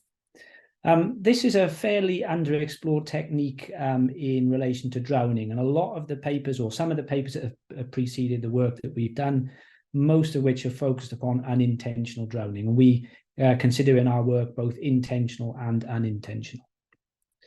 So some of the reflections, and many of you have already described this today, that we know that drowning is a nuanced and multifaceted phenomenon. It has multiple interlinked causative factors. So we're faced with the challenge, the key question of how do we establish causation. And if we can understand the who, the where, the when, and the why, perhaps we can start to unpick some of that causation. We know fairly well from databases like WADE who drowns. We know a fair amount about when that occurs. But what we're looking to do with the work that we're undertaking is establish where, and then unpick the causation from studying the environmental characteristics within those locations. So we've undertaken a number of different steps thus far in our research. I'm going to talk to you about the first 2 steps, the data quality and the cluster analysis, focusing on the second step. We have other members of the research group focusing on studying of the environmental risk factors, and then hopefully to inform population-based interventions to mitigate those environmental risks. And I'm not going to talk a lot about the first step, but that's complete. I refer you to our paper, which is open access, which describes the water incident database, an audit of that database, data contained within it. And I should also say that this is our observations relate only to fatal drowning events. Between 2012 and 2019, we audited that database, and you will know that UK database documents drownings and water-related fatalities, and that second component is quite important. And we established that WADE meets the WHO requirements. We did make 9 recommendations, and David has looked, where possible, to implement them into WADE version 2. But we were working with WADE version 1, and I referred you to the paper if you're interested in learning more. So one of the things that we observed, and right at the bottom of this slide, in the just over 5,000 cases that we audited, I'm just going to go back ever so slightly. So hopefully you took forward the concept of examining the relationship between the environment, the behavior it evokes, and the positive or negative health outcome. And we also understand the multiple contributors to drowning. And if we can understand those, we can begin to unpick maybe the causative components within those environments. So that's what we're looking to try to do. And I'll get back up to speed very shortly. So we're going to look at the first 2 steps of the process that we followed, so data quality and data cluster analysis. And I am just happy to refer you to the verification of data quality that we published recently, which is an open access paper. So hopefully you can now see the slide, but we audited just over 5,000 cases, and that we established that close to 100% of them included an accurate latitude and longitude coordinate for the fatal case. I should add the caveat that that is the location where the body was recovered from, not necessarily where they entered into the water. So we have to accept that as a limitation. But with that detailed GPS information describing where these locations are on the planet, we can begin to undertake our second step of research. So we know a little bit about where, and we can verify that that is good quality data. So eventually we're going to work towards extrapolating to why. So the cluster analysis, and I'm going to try to explain the data clustering algorithm that we used. This is not my partnership in the context of the research. But I hope it do it justice, because I think it's important for how we interpret the data, and you'll see later on. So please stick with it, folks. So that we used a data clustering algorithm called DB-SCAN. We used water incident data relating to fatal data only, and we're looking to establish spatial locations or clusters based on predetermined thresholds where drownings occurred. So we categorize those into 3 categories in terms of the priority for intervention: very high priority, and moderate priority. And the appeals of adopting this particular approach is that we could prescribe the boundaries to those categories. Now I'm going to draw your attention to the top of the screen there, where you can see lots of red dots on the screen, and effectively they represent our particular health-related outcome plotted in space. So the first step that we took was to plot what ended up being about 4,000 cases across the UK with those latitude and longitude coordinates. Then we deployed our DB-SCAN algorithm to undertake the analysis to see whether any clusters existed. Now, the algorithm works as follows, in that it establishes a core to the cluster where the largest number of events have occurred, having scanned that particular area. In this example, the key details in the corner of the screen that you can see is to establish a cluster exists. In this example, the minimum number of points that needs to be detected within our sphere, our EPS, is 4. And the core of the cluster, which I'm hopefully highlighting here, has the most number of points. And the algorithm continues to interrogate whether that rule is met, radiating out from the core of the initial cluster that's been identified. Once that rule is broken, a border to the cluster is established, and the remaining cases are not included within that cluster because effectively that rule is no longer being met. Hopefully I've done that justice, and it will help us a little bit with our interpretation. One of the questions that you will have for me, and so we ran this algorithm with the 8 years of data that we had access to, and there's about 4,000 cases. So having plotted those on the UK with specialist software throughout the UK, we also decided on the minimum size of the sphere that we would consider the cluster, the minimum size of the cluster to be, and we decided upon a 500 meters area size, which is 5 to 7 minutes walking distance, and we got that from some of the alcohol outlet proximity literature. So there's a precedent for having made that decision, and we also consulted with ROSPA around that kind of minimum size of the cluster. So these are the different thresholds that hopefully you can see in the table below that we set for discerning a very high priority area for intervention, a high priority and a moderate. You'll note that they were different for unintentional compared to intentional. That was also based on a sensitivity analysis that we conducted. So just to be really clear, we're looking for a minimum number of 8 events or cases occurring within the 500 meter area to discern a very high priority cluster being in existence. For intentional, the number was a bit higher, and that effectively relates to a certain number of events per year across the 8 years of data that we looked at. So having run our cluster analysis, we were able to discern the existence of 2 very high priority areas on the unintentional side, 4 very high priority for intentional, 5 high priority for unintentional, and 16 high priority for intentional. And there were 21 and 36 respectively moderate area clusters. One of the things I want to draw your attention to is there are much more geographical clustering associated with intentional drowning. So about 40% of the cases, around about 1,800, 1,900 cases that went into the analysis, about 40% of them made up the clusters. So there was much more geographical clustering for intentional drowning.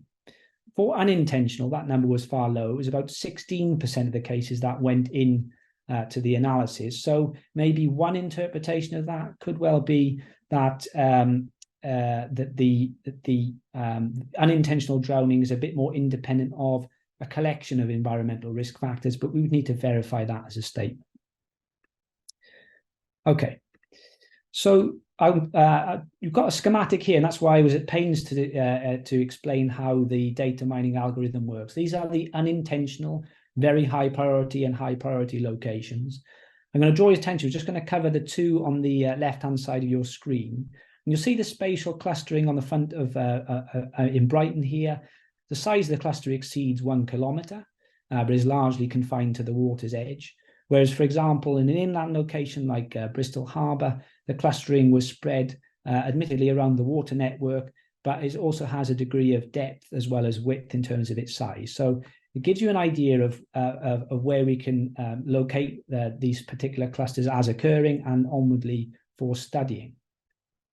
Now, we've also plotted these, so I'm hoping this works, this link. We have an interactive map, and I'm delighted it's gone straight through to that interactive map here, where we would like to use a tool such as this to establish where prevention is proving to be effective. So I'm going to select the very high priority areas for intervention. This is just unintentional locations. And I'm going to zoom in, for example, onto Brighton seafront, as we can just see over here. And you will see that the shape of the cluster is the same one as I showed in the previous slide, or in the slides. But one of the things that we can do here, if I just move across, is if we plot the data, if we do a staggered period of analysis, including more recent data, we can discern where clusters appear, where they disappear, and if we have introduced effect or introduced intervention, we can scrutinize whether that preventative action has been effective in reducing or removing a cluster. Then we can apply what we learn in one location to other similar locations, and consequently, we can learn a little bit about our prevention efforts. Okay, I'm aware of time, Mike, so I'm just going to get through these last couple. These are the intentional, the events that went into the intentional drowning clusters. We're not identifying them specifically by location because Samaritan's guidelines suggest that we shouldn't signpost location and method. But you can see that the top 4 locations here had easily in excess of the 16 events required to identify them as a very high priority cluster. But what I want to flag in the next category, the next one down, is that the first 7 of the 16 locations that were identified as being high priority, they were very close to crossing that threshold of 16 cases to make up a very high priority cluster. So I'll try and simplify what I'm trying to say, which is we were very close to having 11 very high priority areas for intervention in relation to intentional clusters or intentional locations. We've published this work, we've learned a lot, we're happy to be contacted in relation to this, so we think there's some interesting firsts within that, and we think we're one of the few studies to consider intentional drowning. We're doing site surveys currently in those locations, and that work is about 80% complete. So we're going to these locations now and they're describing the environmental characteristics to informing prevention in these locations. So that's near complete. If you're a stakeholder, please contact us. We want to speak with you. We're engaging with stakeholders. We want to hear feedback as well as help empower your arguments for intervention and investment in intervention, or prevention rather. Lots of organisations to acknowledge, far too many with the time I have available, but this is a huge collaborative effort. My sincere thanks to the other members of the team. Final thing that I want to do is just signpost an event that we have in November 4th, 10 till 12, at the RNLI College in Poole. This is a public engagement event funded by the ESRC, and we're going to use that to put across some of the key safety messages that we have from our research, but primarily from the National Water Safety Forum. So please come along, please engage. We'd love to see you.